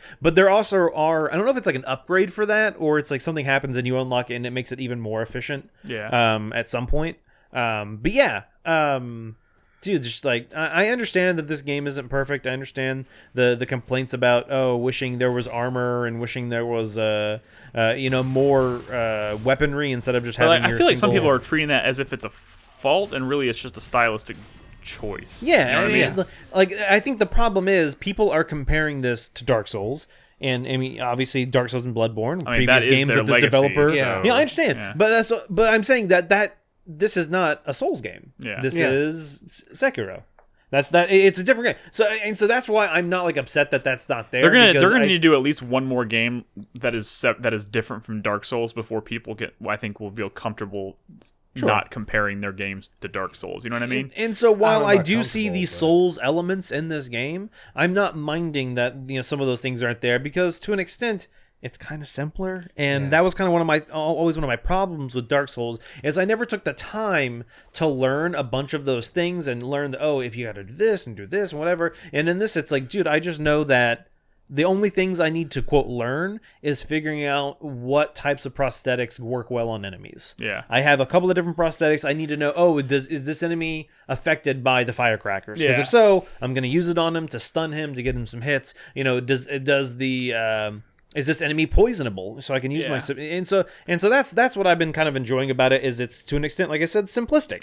There aren't as many items I have to worry. I don't have to worry about weight. I don't have to worry about like I have to. Simplicity is not a bad thing. Yeah, and that's what I've been enjoying. It's one of those things where it's like sometimes it's frustrating in Souls games, and don't get me wrong, I understand the pros and cons, but like, I have to I really want to use this, but I don't have enough skill to use it yet, so I have to either grind to get a next level, or just look at this cool piece of armor that I just can't equip because it puts me over the weight limit, and now I have the slow roll. Yeah. And so I mean, like that's not in this. Yeah. Ring, bud. Yeah. Wait, what?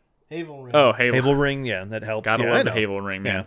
That'll- You know what? One thing I keep forgetting, because I was in Yeah, my head. you would, Chris Davis. You would think it was pronounced Havel.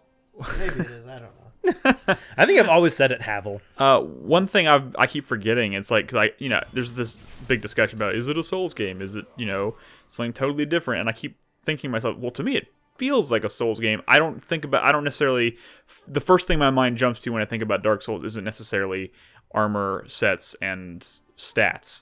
For me, it's like about the feel of the game, the feel of the combat, and I think this absolutely does feel like that. But I keep forgetting that this game is missing the one thing that makes Dark Souls that makes everything else Souls-like, is the souls. Like the fact that when you die, you're going back to try and retrieve your souls And like the fact that that's not there is like kind of a game changer. It's a totally different thing. I'm not having to worry about that anymore. On the other hand, I am having to worry about losing half my shit. What? So no, I to an extent I do take that into consideration. Into I meant to. I don't want to say consideration. I meant Consideration? No, I was looking for a different word. I don't know. I think it's consideration. No. Consideration. Whatever. Anyway, when I'm in a scenario, if I know there's like a boss fight about to happen, and I'm like, oh, dude, I'm at like 3/4 of my bar to my next level, definitely gonna go either grind or do something to where I either get to my next level or, you know, just like, I guess, go with the fact that I know I'm just gonna lose it all. It's one of those things where it's like, I like that better than doing my Souls run. Yeah. Because I don't think that too often I lost souls to a Souls run, or if it was even that many. But I like that in this, like as soon as I hit that level, like I get the bing, and I know I've now banked that 1 or 2. Like it's so much less like worrisome than, oh fuck, I had 200,000 souls on me. It is kind of nice to be able to just kind of sit back and like enjoy the intricacies of the combat. You know what I mean? Like it's really just about the flow of the combat, and you're not necessarily worrying about all the other stuff that would normally be kind of on your mind when you're playing a Souls game. I still love that style of game, and I definitely hope that we'd see more of that from Software in the future. But like, this game is super cool and super unique. Nick, have you found the demon bell yet?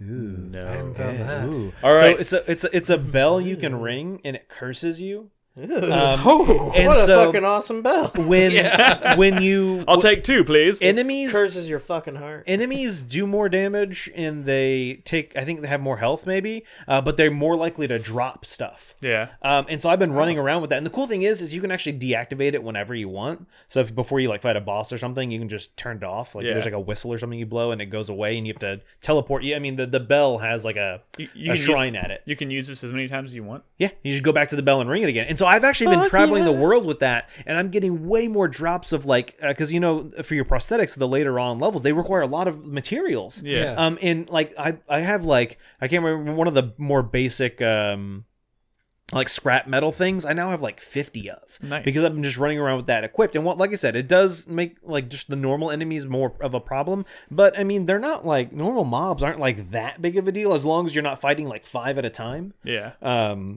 And so that's oh, you haven't gotten through there? You get through from the top. Yeah, I actually realized where the other side was, and for some reason I was like, I'm pretty sure I came to the other side of this door. Why did I not open it? Man, I'm at a pair of walls in the game. I'm at the corrupt monk at the end of the village. Have you been using confetti? I've tried, and he kicks my ass before I can actually even get the first death blow. Oh wow! So I'm trying to grind and get a little better. And then at the other end of that, I went to the opposite end of the canyon, and I found the guardian ape. I have not encountered that. Let's be careful. We're literally getting into spoiler territory here. For you, I know there's a big ape now. Let's move on. There's a very big monkey, and it gets very angry. The little monkeys like freak me out. Okay, you should be expecting these things. I know. I really should. It's a very angry monkey. But yeah, so I'm still, like I said, I'm enjoying it. Like I said, the modern modding tool I have, I really like because I get that better field of view. Yeah. So the camera's a little more zoomed out, which helps from enemies approaching you from like the side and you're not catching them. It's still, and I kind of posted in Discord and I didn't follow up on the responses, but I'm still having an issue with the frame rate. I have to unplug my extra monitors, and that mod is supposed to fix that, but it doesn't fix it for me. That sucks. But the other cool thing it added, and it's cool for streaming, is it logs your deaths and your kill count.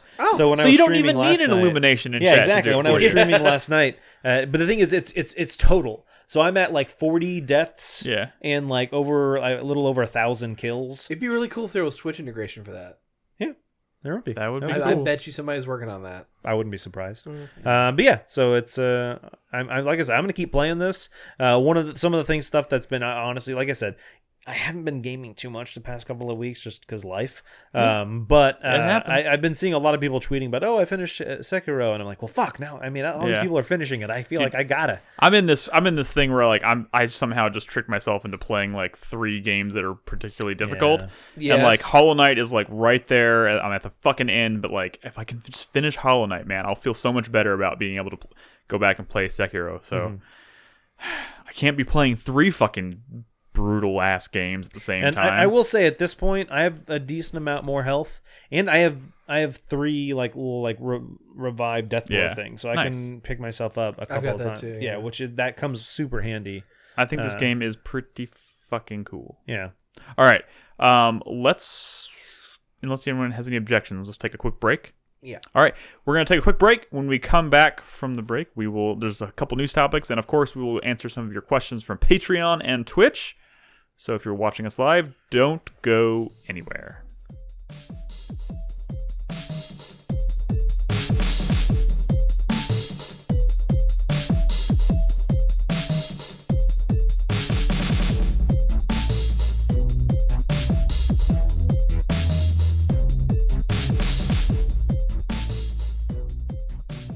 Welcome back to the show, everybody. Thank you for sticking with us.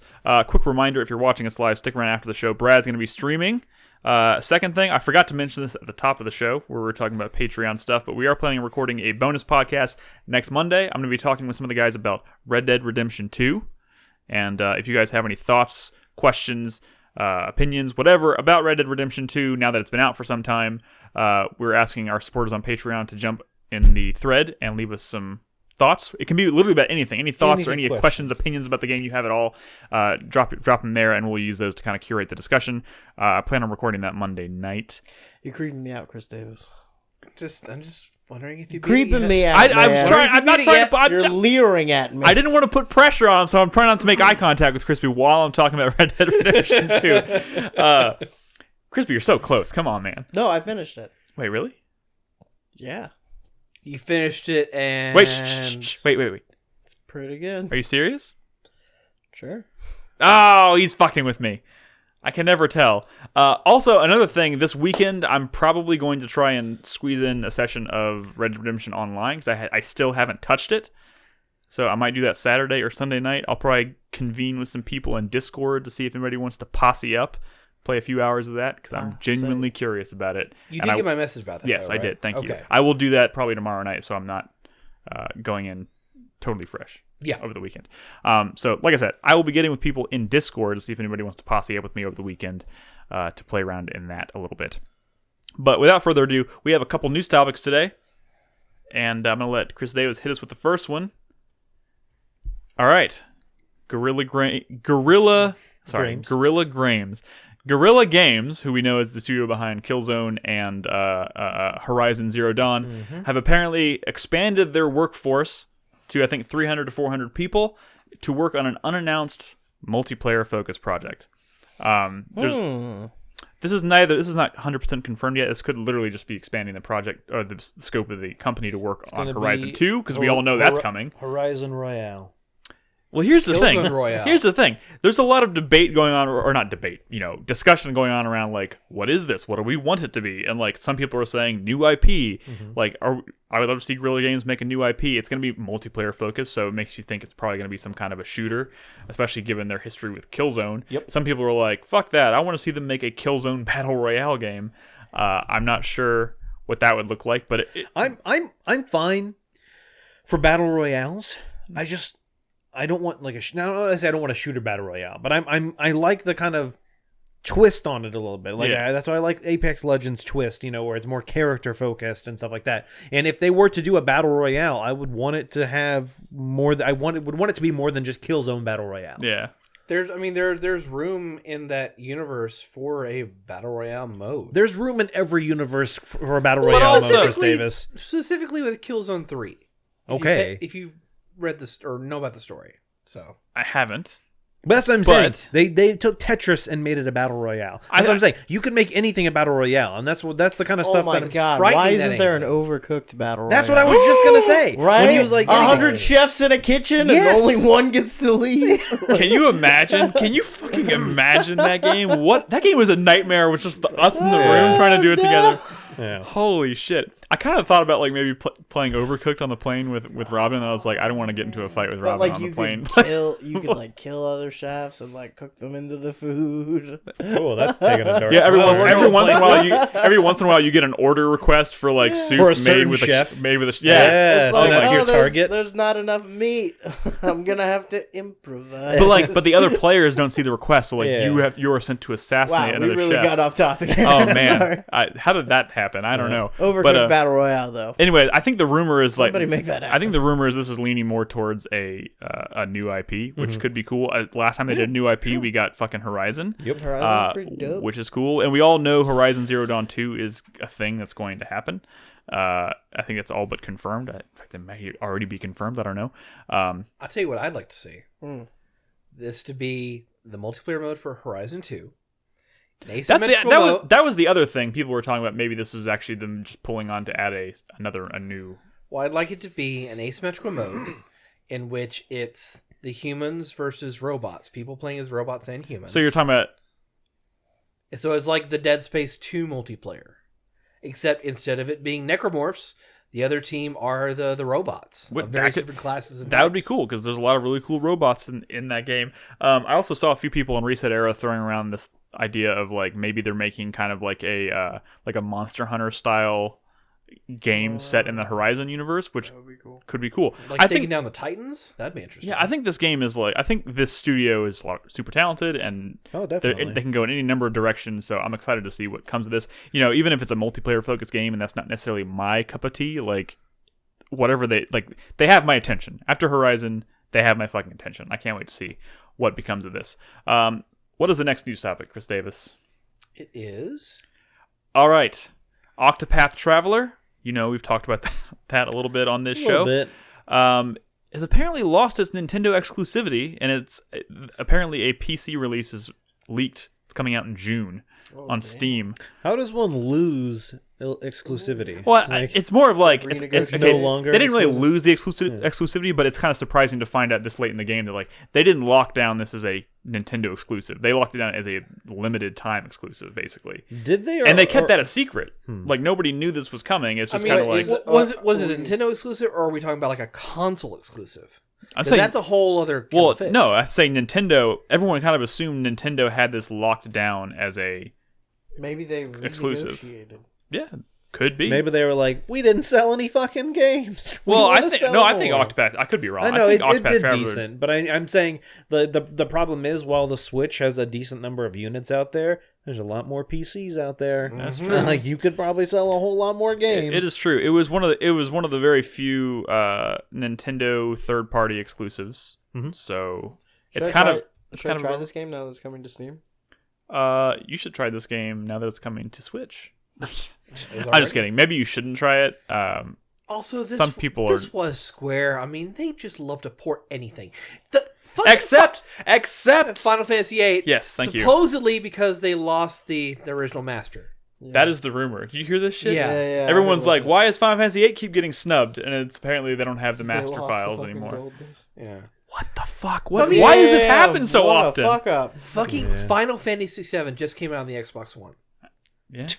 Jesus Christ. They're porting everything. It scares me, guys. At this point, why don't they just remake the game? It's scary. What was the last serious question. What was the last platform that Final Fantasy VIII was released on? PC. PC. Okay.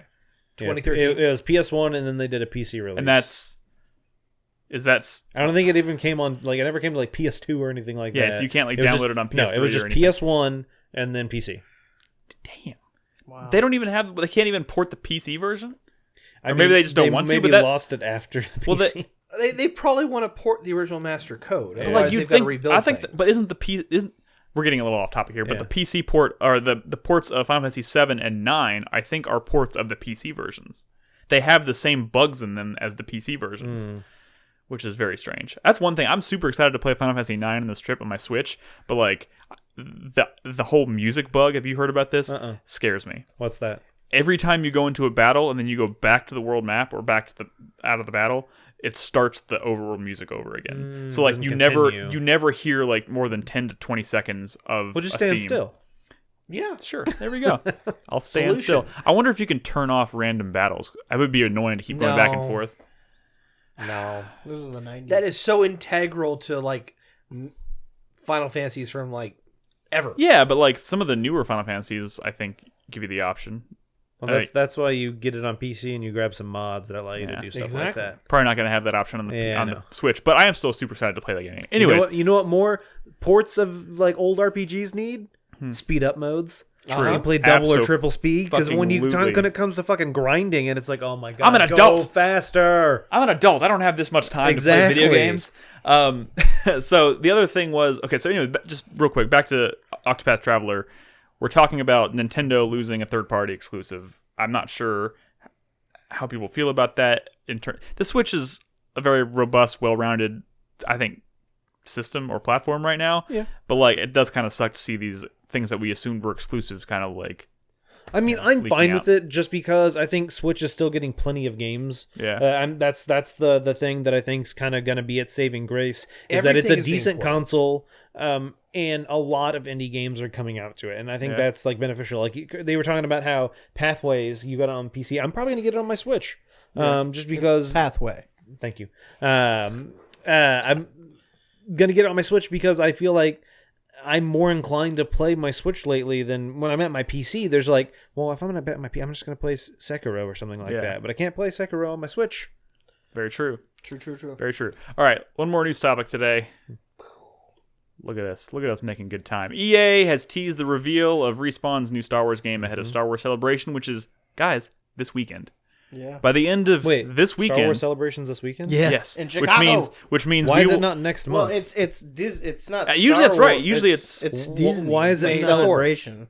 Yeah. So this is where we're going to see the reveal of episode 9, right? Probably. I mean, everyone's expecting it. Why would they not do this on May 4th? They usually do, don't they? Yeah. I'm pretty sure the last two have been over the course over Yeah. May 4th. Yeah, That's May weird. 4th. Yeah. That's a good point. Maybe because or maybe I bet it's a timing. I bet it's not a weekend or something. So yeah, they're probably I don't know. They'll probably do like a full trailer on May the 4th, but there's probably going to be something out of Celebration this weekend. Oh, no, May 4th is a weekend. I don't know what the fuck they're doing. I mean, what are you doing? May 4th is the week after Avengers comes out, though. And? So I'm just saying, maybe they don't want to conflict with that. Like, everyone's already seen Avengers. Everyone's hyped. You're ready for the next one? Exactly. Like, yeah. No, they want you to go back and see it again. Dude, they Chris don't- Davis, no, they people don't want you to do be- that as much as you think. They don't want... They want that. They I'm don't- not But they're saying Just that. because they want that doesn't mean that's going to happen. I want $1 million. It's not going to happen. It's the same company. They don't... They Will want it into everyone to existence, be thinking Nolan. about Avengers when they go see Avengers. And Yeah. then they want everyone to start thinking about Exactly. Star As soon as everyone's seen Oh my it, God. the hype's died down a little, then you get them hyped for the next thing. What's up? So apparently tomorrow we're getting the episode 9 title reveal and teaser is apparently tomorrow. According to people in chat, that is what is supposed to happen tomorrow. Okay. So We'll talk about the Mandalorian on Sunday. that's exciting. That's exciting. kind During the of break, we just found out the pricing announcement for Disney's streaming service, which is apparently $7 a month. Which My God, I can't wait to give Disney more money. I know, I fucking know. Love this fucking anyways, hellscape we live in. That is not the news topic. The news topic is we're finally going to get our look at Respawn's new Star Wars game on Saturday. And guys, I'm so Jedi fucking Fallen Order. Jedi I'm Fallen not Order. even letting it into my mind at this point. Dude, I am so worried about Like, this shit. I'm Not because Respawn's capable. Worried. I'm worried because, dude, EA is a menace, man. I'm sorry. Like That's accurate. Hearing about all the shit with BioWare and how like that studio has just been kind of just beaten into its shell of its former self because of EA and how they manage the company and the things they expect or tell them to deliver. Like it seems to me like they're forcing their studios to develop games that maybe the studio creatives aren't necessarily interested in developing. And like their handling of the Star Wars franchise in general so far has been fucking awful. Well, I will say this: we're talking about Respawn here, True. and the last game they shipped Was Titanfall was 2. Titanfall 2. Apex Legends. Oh, you're right. Which is like That's three great reasons blowing up, to trust and it's them. fucking great. Like, Did I ever tell you I had some coworkers that used to work at EA? No. Yeah, they said it was a clusterfuck. They hated their lives. They said it was horrible. there was when I was going to school in Orlando, there EA had like one of their sports offices or whatever. Yeah. Like one of their sports studios. And we used to hear horror stories all the time about what a shit place that was to work. I drive by EA Sports office building on the way to work every day. Yeah. Whenever you pass, is it like, it's in the game? Yes. Like yes. every time? It plays on a loudspeaker. I wonder if time like drive by every it. time you enter the door, like there's like a speaker, like instead of like boom boom, it's like, it's in the game. Like, every time you walk in. Oh god, it's horrifying. It's horrifying. But here's the thing about Respawn's new game. I want it so badly to be something more akin to like Titanfall 2, right? Where it's like a story-focused Star Wars game. I don't care if it's like 6 hours long. If it's fucking good, like Titanfall 2 was, I'll be happy. So there's some details that are unconfirmed at this point. Where are the Are you loot about to make me boxes? really sad, Chris Davis? No, You got to think I'm gonna about make where you the loot excited. boxes are going to go, though. because first off, Because they all have loot boxes. this is gonna these currency will be unconfirmed. midichlorians. Yeah, I want you to take everything that Chris Davis is about to say with There's his a great mouth. assault. This is from Reset Era, okay, but it's from a source that may be reliable. Unreal Engine 4, Okay. so Engine, not Source Engine, which is kind of interesting. I don't super care about the engine right now. I want And to not know single Frostbite, player. which is a good thing. single player is good. Entirely single player. Third person. Okay. The guy who's designing the combat is the director from God of War 3. I mean, I don't know how Would I have feel preferred about the that remake of because God of War, but- I didn't like combat in God of War until the new God of War. You know what I mean? And the guy who's part of the story is written by Chris Avalon. Okay. Well, Chris Avalon's like really writing stories all over the place because everybody knows he's super talented. So Yeah. that's Well, Chris cool. Avalon writing Everything is Star being written by Wars, him. That'd be great. and it's canon. Well, yeah. I think Why would it not It's a be? big And can. now that Disney has everything under control, And I'm it's- pretty sure anything we get now will be canon. Would any official game that comes out be not canon? I mean, I don't know. Anything official Like- post Disney Battlefront acquisition of canon? Star No. Wars should be canon. Yeah. That's exciting. I hope you're right. Also, and this may be a little more sketchy, but they're describing the gameplay as the Force Unleashed minus the Mountain Dew bullshit. Minus the Mountain Dew. I don't even remember I the don't Mountain under- I Dew don't bullshit. I mean, I understand. remember, I know Mountain Dew. I'm trying to associate it with Force Unleashed. But you know what? The Force Unleashed isn't necessarily what I want either. I don't know. But Respawn doing Force Unleashed is very interesting. no, to it me. is because Could be cool. the original Force Unleashed, not the Force It's Unleashed all 2. Jedi shit. That's Yeah. what Yeah, you're saying. it's called Jedi Well, I mean, Fallen Order. Oh, is it? Yeah, Oh, it's- is it? Yeah, but like you don't know that means that it's Jedi. Yeah, that's true. Oh, Just they released a because, poster and it has a Jedi on it. It has So, there's a lightsaber Jedi on in the it, game. baby.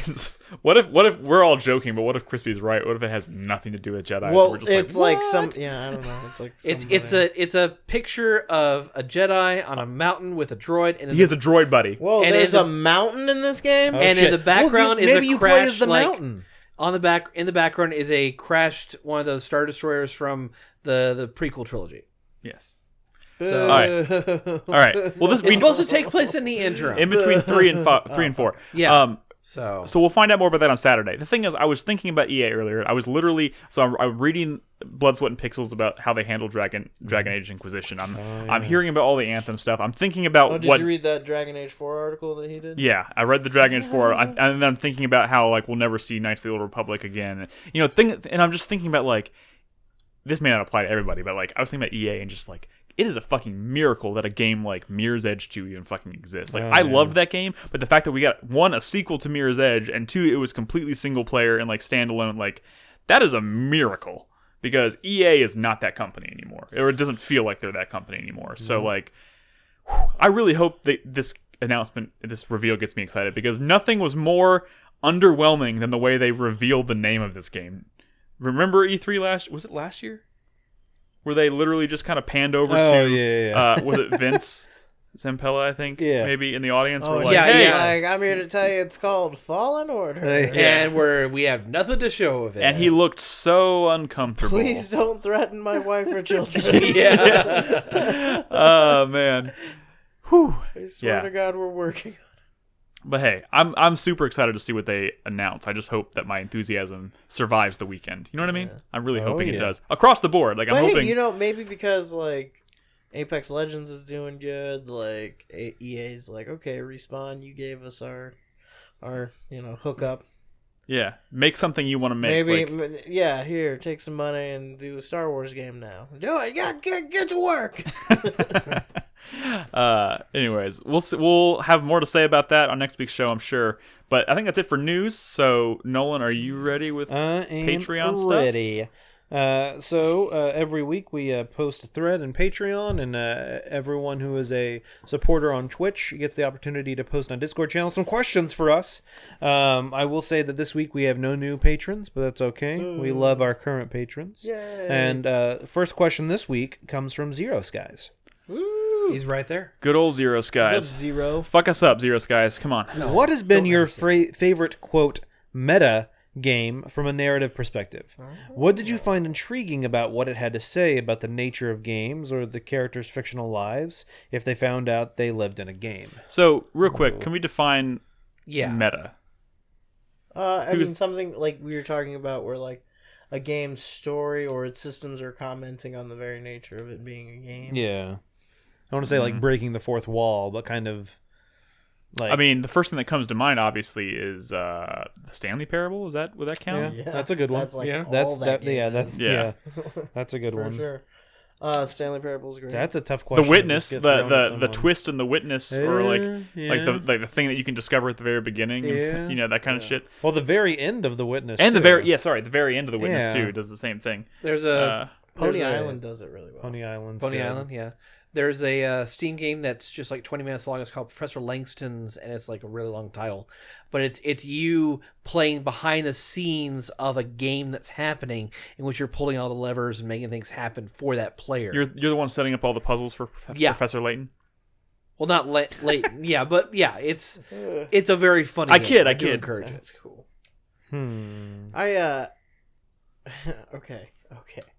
Okay.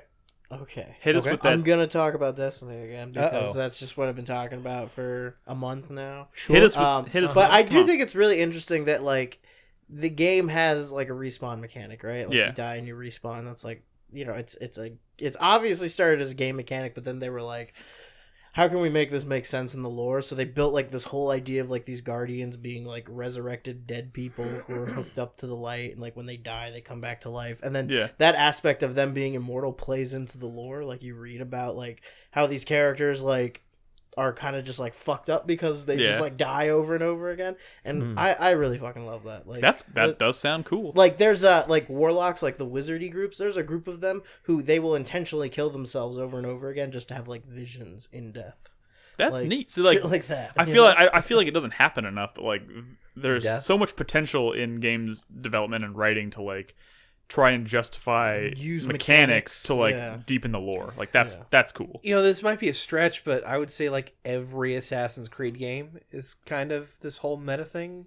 I think Because it's I people mean, diving yeah. into memories to learn things. It really was them trying to like It's figure them out a way to playing be like, as characters. how can we make this like be an open world game but not have that be weird? Yeah. Which was like a question that I don't know that anyone was asking. But, yeah. Yeah. I mean, but they definitely ran with it. I mean, the most meta one is definitely Black Flag, where you're literally when you go into the present day, you're at a game studio where they're making Assassin's They Creed. do that with Rogue as well. Yeah.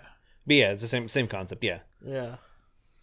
All right. Which, you know, I actually liked that a lot. I kind of wish that was like the hook, the thread that kind of like my problem with the present day stuff in Assassin's Creed has slowly become like it's so disjointed, like it's so they've gone in so many different directions that you can't like tell why any of them are important anymore.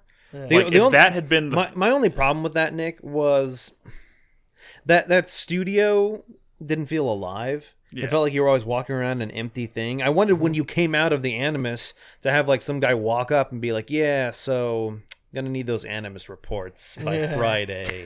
Like, well, sipping on a cup of coffee. yeah, like that would have been good. Did you watch Game of Thrones last night? And then you have to like sit, and then you actually have to like You're in like, real time sit at a desk and like type shit up. Yeah, that would have been cool. All right, anyway, let's move on to the next question from Metal Button. I'm playing Prey for the first time, Prey. and I'm assuming he's referring to the newer one. And the game, quote, He's like, I'm playing which Prey is for the great. first time. I don't see what the big deal is. Which is great, has such a heavy, oppressive atmosphere. I'm really appreciating the hard-to-find, light-hearted moments in the game to break up the torture/terror I'm going through. Finding a goo gun, snowman, an office D&D party, for example. Do you have any favorite light-hearted or funny moments in an otherwise oppressive game? First thing that jumps to my mind is Metal Gear Solid 2, where you're listening, you're using the gun to game. listen, That's and then the you can heartbeats and yeah, stuff. and you can pan over to the bathroom and hear the guy Johnny shitting his brains out. Yeah. Well, Johnny shitting his brains Did out you- in every game. Just dropping his guts. Did you ever see the second encounter with Johnny? in that game. Yeah. I think so. It's been a while since I When played that one. Emma's walking along the fence line, and she goes behind a certain strut, and she encounters Johnny. And you can listen into that entire conversation. Dude, that shit is hilarious. I don't know how oppressive I feel like. I mean, Metal Gear Solid 2 Solid can has be some pretty oppressive. like. Hey, don't get me wrong. I mean, the Metal Gear Solid games have a lot of humor in them, but overall, like the story themselves are dark. pretty, Yeah, I like, thought you would have said something like Silent Hill. There's not a whole lot of comic relief in Silent Hill. Oh, except for like the weird, goofy endings. Oh yeah, that's a good point. Like getting the UFO endings and stuff. Also, like I don't even know if this was intentional. But like the one of the main endings of Silent Hill 3 is like really off-putting in the sense that like you beat the final boss and like it's really fucked up and terrifying, and then you walk back outside and then like I forgot what transpires, but like you're sitting on a bench or something, and then like the guy who's like kind of like your not your real father, but your like father figure like walks up and he's like, oh my god, and you like pretend to be dead, and you're like, ha, I'm alive, got you, and he's like, oh, why'd you do that? And you're just like, And he has a heart attack and dies. like literally like the most fucked up shit in the world happens. Like you wouldn't be ready to like joke around. Yeah. You know, it's that kind of missed the mark. I think that kind of goes in the opposite direction of this, but like they were trying to be serious, I think, in that one. What else? I'm What having else? What else? trouble What thinking else? of examples. I thought one of the ones that came to my mind was in The Witcher 2, kind of towards the beginning of the game. And those not super oppressive, I mean a little. But it's early on in the game, you encounter like a bale of hay, and there's like a dead. Oh guy in yeah, it, there's a and dead. It looks there's, like an assassin. Yeah. Yeah. Oh no! Oh, I got it. Like one of the best ones ever is like those Battlefield reload animations. Oh, that are like yes. 1 in a million. Like they have like there's a 1 in like 10,000. We're talking about chance. Battlefield.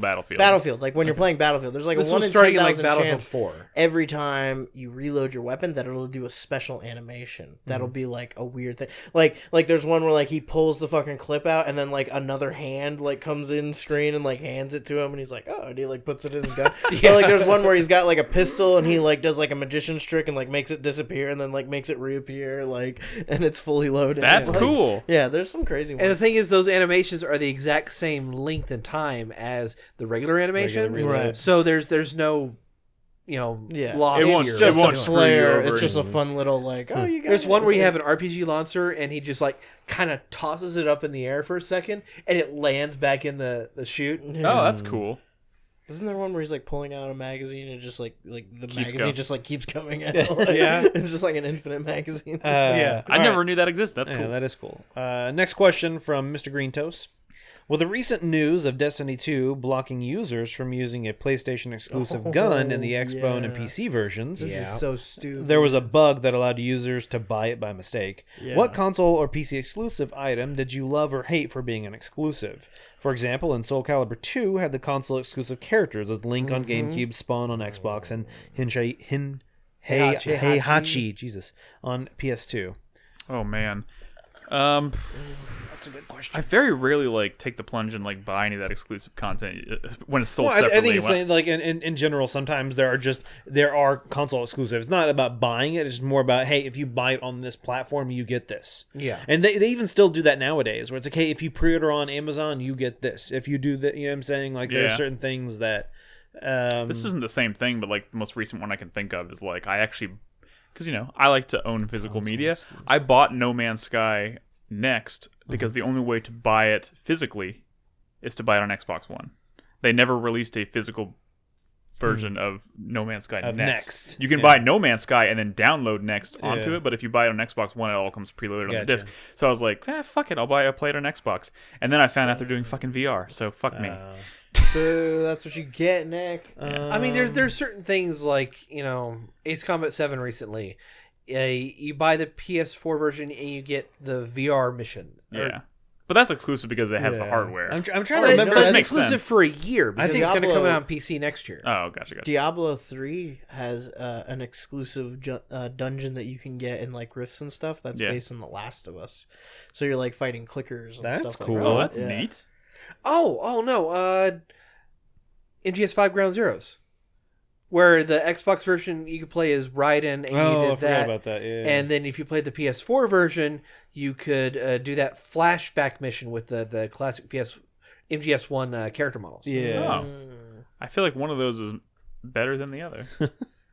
Yeah, I feel like it depends on who you ask. Which one is better. I know like a lot of game. these. A lot of these are going to be from older generations. Yeah. It's kind of become a less common thing to do now. And I'm trying to think back to like, PS2, Xbox era. That was, I think, a lot more common back then. Does Pokemon count? Having to buy multiple versions of Pokemon to get unless you're supposed to trade. You're supposed to trade them. Yeah, I don't think that counts. Gotta catch them all, man. Yeah. I'm an adult human with no friends who play Pokemon. Okay, I can't trade that shit. I mean, the thing just about kidding. that is that we're talking about like console exclusives, and that's on the same system. True. So I can't think of any others. Off the top of my I head. think there's specific. I could be wrong when it comes to Mortal Kombat, but I feel like there's exclusive characters, DLC characters on PS4 versus the Xbox. Maybe someone in chat can confirm for Mortal Kombat 10 specifically. Because you have like Jason and Leatherface and the Xenomorph in PS4. I'm wondering if there's different characters in the Xbox One. I could be totally wrong about Soul this. Calibur was so egregious with this. All right, Yeah. let's move on. Now some questions from our supporters on Twitch. First question this week from Thorax. Speaking from experience, what item or service should you really shouldn't cheap out on when buying? Oh, so what's What's something you shouldn't cheap out on? And it doesn't necessarily have related to video games. So I mean, there's a lot of stuff. So here, I'm going to tell you one thing: a desk chair. Like in all seriousness, I've been through like 4 or 5 cheap desk chairs, and I finally bought like an expensive one, and like it's made like a world of difference. I'm gonna be honest. I would go a step further and say I would say furniture. Furniture in general, Like I'm thinking about the couches we are sitting on right now. they're so bad. We bought these for like $200 each, and like my ass is like falling through the bottom of this one as I'm speaking to you. that right one's now. like missing springs. Like Yeah. because they fell out. specifically like a bed, I would say. Oh yeah, That's I a bet good one. that is a really good answer. Although, like, I'm at the point where I'm thinking about buying a new bed, and I'm trying to get it as cheap as possible. You know what? I will say this. I don't know what your budget is or whatever, what you're thinking about, but like, when Robin moved in with me, we decided we're gonna get rid of my bed and get a new one, and we decided to do the foam, where you get it in a box, like a mattress in a Casper, or box. like a Purple, or like we didn't get a whatever. Casper. I can't. Wait, there's a remember. lot of brands. There's a ton of that are different like ones, that, yeah. but they're affordable and like it's cool and it's comfortable. And I'm like, I can't believe I would never go to a store to buy a mattress. Well, I just bought after a this. mattress. Can I try it out sometime? Come lay on my bed, Krispy. Okay. No, I just bought a mattress, and I bought it from a store, and I tried out laying on a Casper and one of those other ones, and I don't know. I didn't think it was your that cup good. of tea. Yeah. And there's, like I said, there's a ton of them. In my opinion, this is just my opinion. Go with a good sound system. Ooh, that's Yeah. Like, I understand people who like the sound bars and they don't want to deal with the trouble of setting up a Yeah. home theater system, but having that surround sound and that ability to differentiate when you're playing a game, like audio direction, Yeah. it's so useful. See, I have sound. I am a big proponent of sound bars But you're because also they're a small space that you're. yeah, it's a gaming, smaller so- space, but also like I like just how easy it is, how small it it's not very involved, but like on my PS4 specifically, I use Turtle Beach headphones, and I kind of get that same effect of like surround sound, and I like it a lot. So it's kind of like if you don't want to go all in and do like a huge surround sound system, like usually getting like headphones with a good around over the ear like. That can Yeah. really I spring for full synthetic oil. I think you should do that. That's useful. I mean, does your car take synthetic oil? Yeah. Full. I mean, then that's Crispy's probably like, a good I hope idea. so. It's probably a good idea to go with it then. Oh shit! No, but I mean, like do like the full synthetic. No, yeah, I know what you mean. I think I did last time I did it. I went full synthetic. Dude, you can. Well, yeah.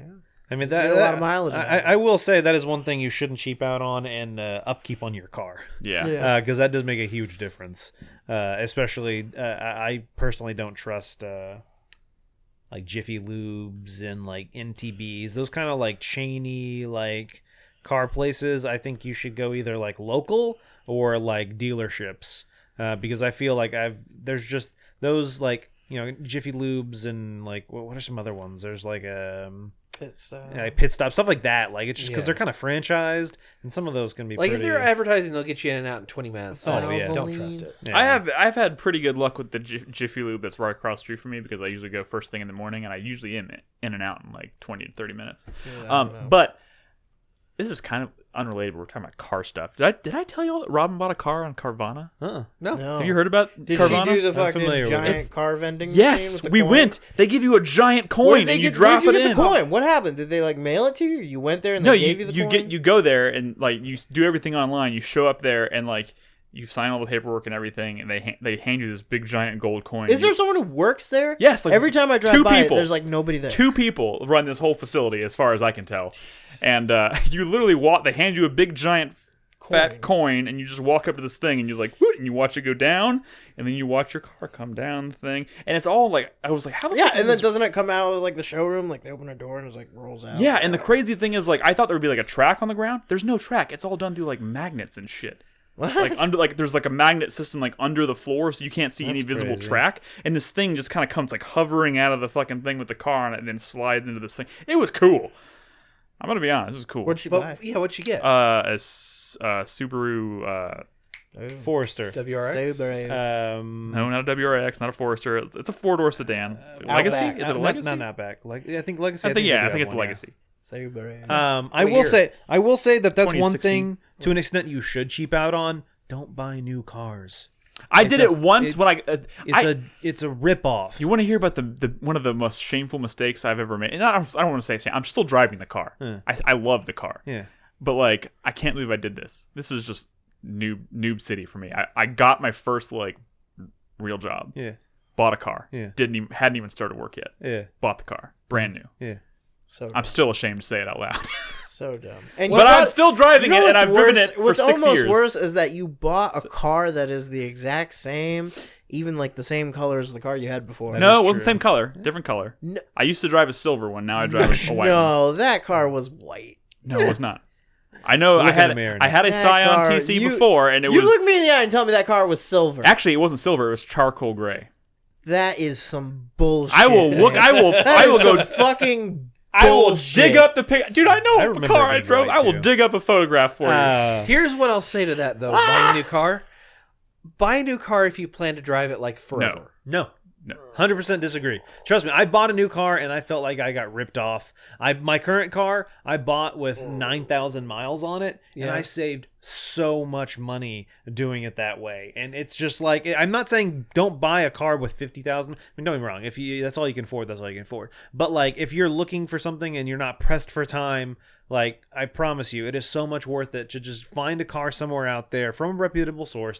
Maybe don't do it on Craigslist. But like, I bought mine from a dealership with like 9,000 miles. Well, on it, I and guess saved so much money doing it. I'm just saying, like, I did it specifically, like, kind of for the experience. Like, ooh, I got a new car, but like, the experience of like trying to get off that lot without like haggling with some asshole was the worst. Yeah. And it was. I don't think it was worth the experience of driving it off the lot and feeling like, oh, I bought a new car, because that was Nick, that. As soon as you got off the lot and dropped it at least $5,000. I know. It's like one of like the big, like, I don't really regret it because I love the car, and I'm starting to think about getting not a new car, but a different car, and I'm like sad about giving up because it was the first new car I ever bought. But like, man, I will probably never do that again.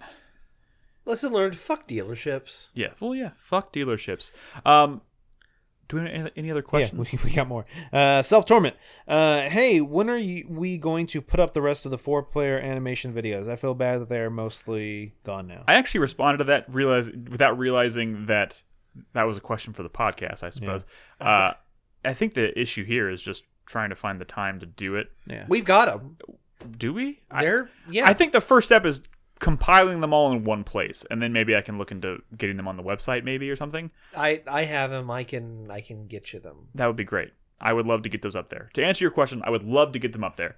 It is just about time, because like we're all, the show is kind of the one free night a week we have when we're not doing other things, and like usually it comes down to, well, I could spend my time trying to post these videos, or I could spend time playing a game to talk about on the show, or to do other things. It's mostly a time thing. So I would love to do it. Just think about how Chris hard Davis seems pretty confident that he has all the videos. Yeah, it's just they're like the original version, so they're like 360p, a low bit rate. So you got to think about the quality of what those are going to be, since they're really old videos. Also, uploading all of those to YouTube, it's going to take a long time. We might have to prioritize them. Anyway, Yeah. The point is, I would love to do it, and it's on my mind, and I will maybe try and make it happen. That's all I can tell you. Cool. Anything else? That's it. That's all the questions from our patrons and our supporters on Twitch. Like I said earlier, we post a thread and on Patreon every week where you can ask us questions, or just pop in the Discord the day before or the day of the podcast and ask us any questions you like. Yep. We do appreciate any and all questions. And with that, I think it is time to wrap up the show with a 4-player minute. Oh my god, guys. What's it's like a 4-player 9:30. minute, Nick? I don't know. I'm not used. What does the 4-player minute look like I've never before? heard of a 4-player minute before 10 o'clock. Yeah. Yeah. I don't know what it looks Fill in like. the time. Tell us what it is. Hype. There will still Sweat. be like restaurants open when we get out of here. Yeah. Thank you and fuck you. I feel I'm not even hungry. I feel we should just go eat, just to take advantage of it. Hype, sweat, thank you, and fuck you of the week. Chris Davis, would you care to start us off? Yeah, I can. Okay. My hype, based on what Chris presented tonight, is for Pathway. You should play it. It's so cool. It looks really Isn't good. that I like Pathways? the visual It's so cool. aesthetic. It's so cool. I like the tactics element with the combat, Dude, and the whole the just roguelike like, action. the whole like 1930s like pulp adventure aesthetic It's is perfect. like so like thick. It's so good. Yeah, it looks pretty good. My second hype, E3 is coming up. It's 2 months from now, Nick. Almost 2 months from now. I hope I don't regret this. And you're not going to regret this. And if you do regret, if you feel even a twinge of excitement when you're at E3 this year, you owe everyone an apology. I found out I'm missing a Lonely Island concert for E3 this year. So, Oh dear. so Oh no. Damn. Champagne from here to you. My third hype would be for Nirvana, the cyber bartending action Nirvana. there was no one like the band. I thought Yeah, like yeah. the They're not around anniversary of- anymore. The anniversary of Cobain's death was a few days ago. Yeah. Sukuban Games, Oh, the they guys knew who about made show or Valhalla several years ago, which was on my top 10. I do remember that. I The know they were bartending making game? another one, Yeah, the bartending game. They put out a new blog post talking about the main character, what they want to do with the game, and they're doing a character perspective that sounds pretty interesting. And they're also said they're going to be looking to release a public demo, and that's fucking super exciting to me because I really fucking loved Valhalla. So I guess I'll go for a fourth hype this week. Why not? So much hype. Whoa, he's so hyped. So much hype. So much hype. Godzilla King of Monsters. Wait, what? What? I am hyped. I see what you did there. I'm hyped for Jedi Fallen Order, the Respawn game. You know what? Respawn, they made 3 really good games. Each one. Titanfall, Titanfall 2, Apex Legends. And you know what? All 3 of I those are think this will be Titanfall games. Their 4th game. All 3 of those are Titanfall games. And you know what? Yeah, maybe we'll get some fucking mechs in Star Wars finally. Where are they? Fuck yes. Let's get some mechs in That's a good Star question. Wars. Sure. And you know what? AT-ATs, I guess, are basically mechs. Really guess slow, that's true. dumb mechs. Big They're legs, walkers. like, They're walkers. They're But we need something that's different from an AT-AT and an ATST. yes. Maybe an AT. Oh, remember they had those ones in the prequel trilogies that were basically AT-ATs with really short legs? Wait, did they really have that? Yeah. Yeah. I think they were just called... ATPTs? No, they were like clone tanks or something stupid. Something really fucking Well, it was definitely stupid. something stupid. We Oh, know they had that. the ones that look like bugs. I remember those. AT-NT? I have no idea. Yeah. Either way, it's Respawn. It's them doing a fucking Star Wars game. Describing it as the Force Unleashed sounds really exciting to me. And Well, My only worry there, I can't man, wait till is The Force Saturday. Unleashed was kind of a one-trick pony. It told a good story, but kind of a one-trick But pony. that was also done by LucasArts, who, You fucking let's be Nancy. fair, LucasArts in the last decade of their life Wait, who developed... had a rough run. That wasn't developed by LucasArts, was it? Yes. Internal. No, I thought that was developed by a third party. Other than No, LucasArts. it was I LucasArts. thought it was like visceral or something. No. No. Anyways, No. all right. Well, Yeah. I hope you're not eating your words next week. I Nolan. hope he is. My hype Fuck you. is for Pathway.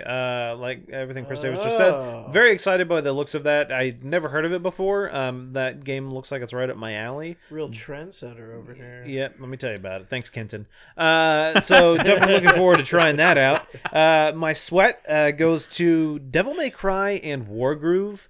Those are two games that I was really hyped while I was playing them. But You know what you should play What's that? instead of Devil May Cry 5? What's that? Devil May Cry 3. No.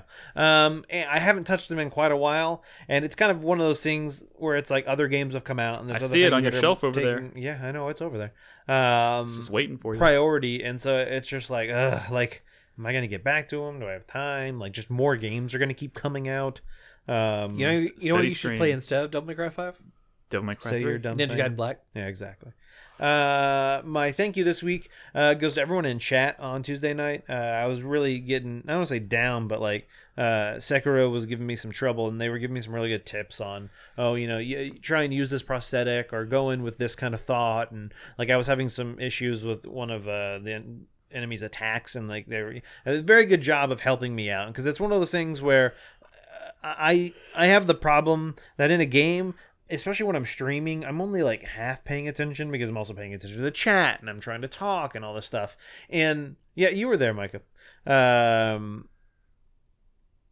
Like sometimes I miss things. Like a game will be like, "Oh, do this," and it's like the game doesn't really tell you again. And I think chat does a much better job of explaining mechanics than like the game does. I especially had that issue with Devil May Cry 5. And so yeah, so it's really nice. It's that, really easy to miss mechanics. Oh, in that, 'cause yeah. it's such a complex combat system. So yeah, and then my fuck you is going to go to like being a responsible adult. It just sucks because lately I've been spending more time like mowing the lawn. Well, yeah, mowing the lawn, but I mean just like making food at home and then cleaning up immediately afterwards, and then trying to go to bed. You know what you should try? At like a reasonable time. What's up? Not cleaning up afterwards. Oh, yeah. But yeah, like going to bed at a reasonable time. I've been going to, like, I used to always go to sleep at like 1:30, and then I wake up at like 7. And lately I've been like, all right, 11:30, like go get in bed. And it just sucks because it's like all of that eats into my gaming time. Yep. Yeah. And it's just like, it's just a shitty situation to be like, oh, I have a dog and a foster dog, so I got to spend time with them and take them out and do this. And it's just like all of this stuff is piled on now. And like, dude, I can't even imagine like having a kid. Dude, like when would I Brad's play at home. games? Like, let me tell you about it. Yeah. He did that to himself, though. Yeah. Well, I mean, most not people do that to themselves. Sorry. All right, anyway, that's my 4-player minute. Krispy? My hype this week is actually for Risk of Rain 2. Ah. Yeah, I was looking at some trailers and reading reviews and stuff on that, and it looks really cool. I mean, it looks like a pretty big leap forward from the original Risk of Rain, because now it's all 3D. Yeah. And you're running around with, I mean, it still has like the multiplayer aspect, but it's a lot more like, I don't know, looty? I mean, it was always pretty looty, but it just looks fucking cool. Yeah. Sounds really cool, too. Soundtrack seems really dope. But it's in early access, so I don't know. Yeah, that's true. I don't know if I want to buy in just yet, but we'll see. My sweat is for Star Wars. Mm-hmm. Fallen Jedi Guardians or whatever. Jedi Fallen Because Order. it has the word It's Jedi actually in it. Guardians. Wait, it's it's Star called- Wars it's called- Guardians of Gahul. It's called the moon link us. It's called Jedi. It's called Star Wars Jedi Fallen Order. I believe so, yes. Okay, but not. I think it's actually not, Jedis. not Jedi Knight. They're not. Or like, maybe it's bringing- Star Wars Fallen Jedi Order. They're not bringing back Jedi Knight. I know it's a combination of the words Fallen, Jedi, and Order. Anyway, it doesn't matter. Just Jedi Knight, Ordered- 5 I would play. Order Fallen Jedi. For Orders. It's one of those. But yeah, I mean, I hope it's good. I guess we'll find out more in a couple days. Yeah. But we'll see. My fuck you for this week goes to Randy Pitchford or whoever is responsible for Troy Baker not coming back as Reese in that was yeah, 3. that does suck. Yeah. Like, that is some fucking bullshit. Troy Baker said that they didn't ask him. He said he didn't know about and it. then Randy Pitchford says that he turned it down. Yeah, he says he didn't know about it until he watched the trailer and saw Reese and was like, "Oh, well, okay." And then Randy Pitchford was like, "No, we asked him and he said no." Oh wow. It's like, I don't know. He also said that he won the Gearbox name from Gabe Newell in a poker game, and Gabe was like, "I don't know what the fuck he's talking about." Jesus Christ. Like, Randy Pitchford. I'm starting to get like uber disgusting vibes from Randy. Like starting. I mean, okay, maybe Like, starting is kind of an exaggeration, but like I always knew he was kind of like just weird. But like it's starting to get real gross, like real gross. Fucking. I mean, and I'm talking. Sorry, that is. It started to get gross with the whole. What is it called? The round table or the night with medieval times. Medieval times is where it started to get real gross, like in like literal real gross ways. But like, even if you pull that out of it and you just start looking at like Randy Pitchford and how he like does business and how he like talks about shit and like literally seems to be talking out of his ass, it's getting ridiculous. Yeah, he's just full of shit. Yeah. He's just full of shit.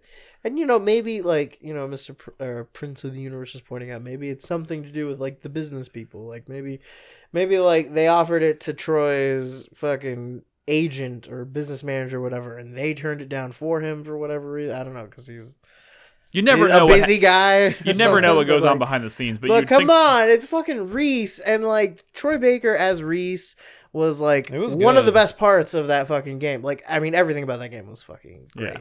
Well, maybe they can patch him in. All the cast was great. I want to see all those patch him in. Hey, they patched in Nolan Except North for maybe. Destiny. I feel like Troy Baker probably would be. I mean, I don't want to speak for Troy Baker. Obviously, it just seems like this is like weird. He seemed disappointed by it. Yeah, but do you think he would like still want to do it if they asked him? If like Randy Pitchford sure if asked they him? did. Yeah. If like, I'm sure he would. I don't know. He said it was about the character, so It's getting. it obviously means something to him. Yeah, I guess you're right. Yeah, so like that sucks, man. Like that was one reason I was actually really excited about Borderlands 3, and now Not so much. come on. And my thank you for the week goes to Kenton for gifting me a copy of Pathway. Thank you very much, Kenton. I'm enjoying it immensely. I think I'm gonna go home and play some right now. Bet you will.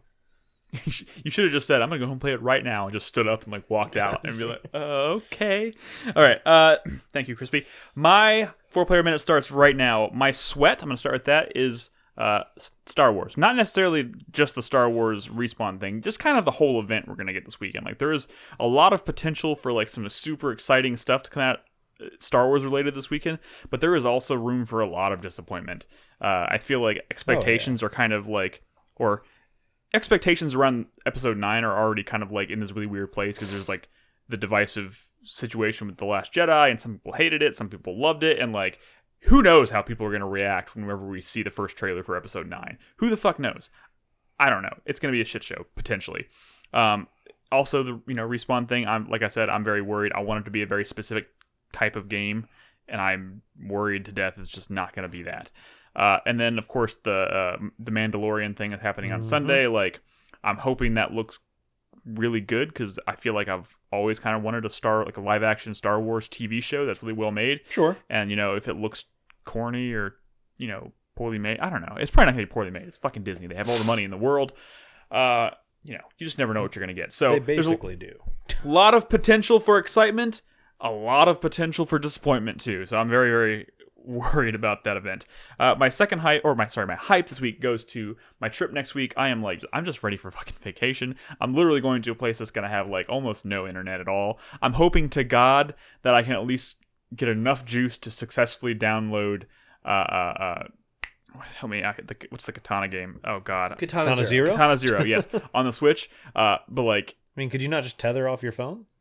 If my phone has enough juice, my signal. I'm not sure how my phone's going to handle. I've downloaded 2 Switch games via tethering from my phone. The thing is, if I have a good enough signal in Wyoming when I'm going on this phone, Wyoming is one of those places. Like I'm excited to go. It's one of those places I never thought in my life I'd ever go. So I don't really know what to expect. What, to like Yellowstone or we're going? Well, Cody, which is a very small. We're going to like drive near Yellowstone. I don't know. Okay. I think the actual park is closed this time of year, so I don't think we can actually go in. But yes, we'll be in that part of the country. And I just know internet is like Robin told me, it's like, so the internet's like 3 down. You know what I'm talking about? Like pretty low. But I'm hoping Katana Zero I feel like it's probably gonna be not super intensive. Probably downloaded it in an hour or something. Who knows? Let's just find a coffee shop while you're in Cody and download it there. Do they have coffee shops there? I'm just kidding. I'm pretty sure all their coffee comes from campfire stoves with the little blue cup. Exactly. Like, yeah. I feel like I'm offending people, but like keeping this going. I'm actually really excited to go on this trip. It's gonna be very relaxing, and I'm bringing a bunch of stuff to play on my Switch. I'm gonna revisit Breath of the Wild. I'm gonna play that DLC we talked about. Mm-hmm. I'm gonna bring Mario Odyssey with me. Maybe go collect some more moons. That kind of stuff. I'm going to play Final Fantasy 9, which I haven't played in like a decade, so it's very exciting. My fuck you week goes to EA. Like everything I kind of mentioned earlier, their mishandling of the Star Wars IP, how they seem to demand their studios make games that they may not personally be interested in making. That kind of, which I'm sure happens all the time all over the industry, but EA seems to be doing like especially egregious with this. The fact that the rumor is that they had to reboot Dragon Age 4 after announcing it and getting people excited for it because they had to have them go over and save Anthem. It just sounds like a fucking shit show. And you know what? Fuck you to EA. It's ridiculous. Yeah, save Anthem. It's ridiculous. And my thank you this week goes to patrons. All patrons, but more specifically the patrons who are participating in the Revival Club. I'm having a really good time playing Devil May Cry 3. I'm on like mission 6. I'm kind of pacing myself out. We have like a month and a half to play it, and I'm having a really good time with it. That game is just fucking dope. I mentioned that last week. There's a lot of people who are playing it in chat, or are playing it in Discord and talking about it, and a lot of good points have been made, good questions have been put forth, and I'm looking forward to having a discussion about it sometime in May when we record the bonus podcast for that. But yeah, I'm looking forward to playing more of that, finishing it, and maybe actually going back and playing as Virgil, because I never actually played the game as Virgil the first time I played it. So, I think that's our show. I think that's it. We did it, guys. We fucking did it. It is 9:50 p.m. Damn! High fives all around, guys. Oh my god. Woo! Air high fives. Yeah. So thank you guys so very much for listening. 4playernetwork.com is the website, of course. Brad will be picking up the stream. He said he won't be ready at 10. I think we were a little too early for him. Yeah. He'll be live around 11. So a little over an hour. Yeah, a little over an hour. He'll be streaming again. But thank you guys so much for tuning in, for watching, for listening. If you're listening at home, feel free to leave us a comment on the post for this episode. Join us in Discord at discord.gg/4player. And of course, if you want to support us on Patreon, be part of the Revival Club or any of that stuff, go to patreon.com/4player. We appreciate it immensely. And we'll catch you guys next week. I won't be here, but these guys will be. I'll probably be here. These guys will be here. And I'll see you guys personally for the community night in 2 weeks. We're going to be doing Mortal Kombat 11, which should be a fun, brutal night of fighting violence. It should be cool. So anyways, thank you for listening and good night. Bye. Bye.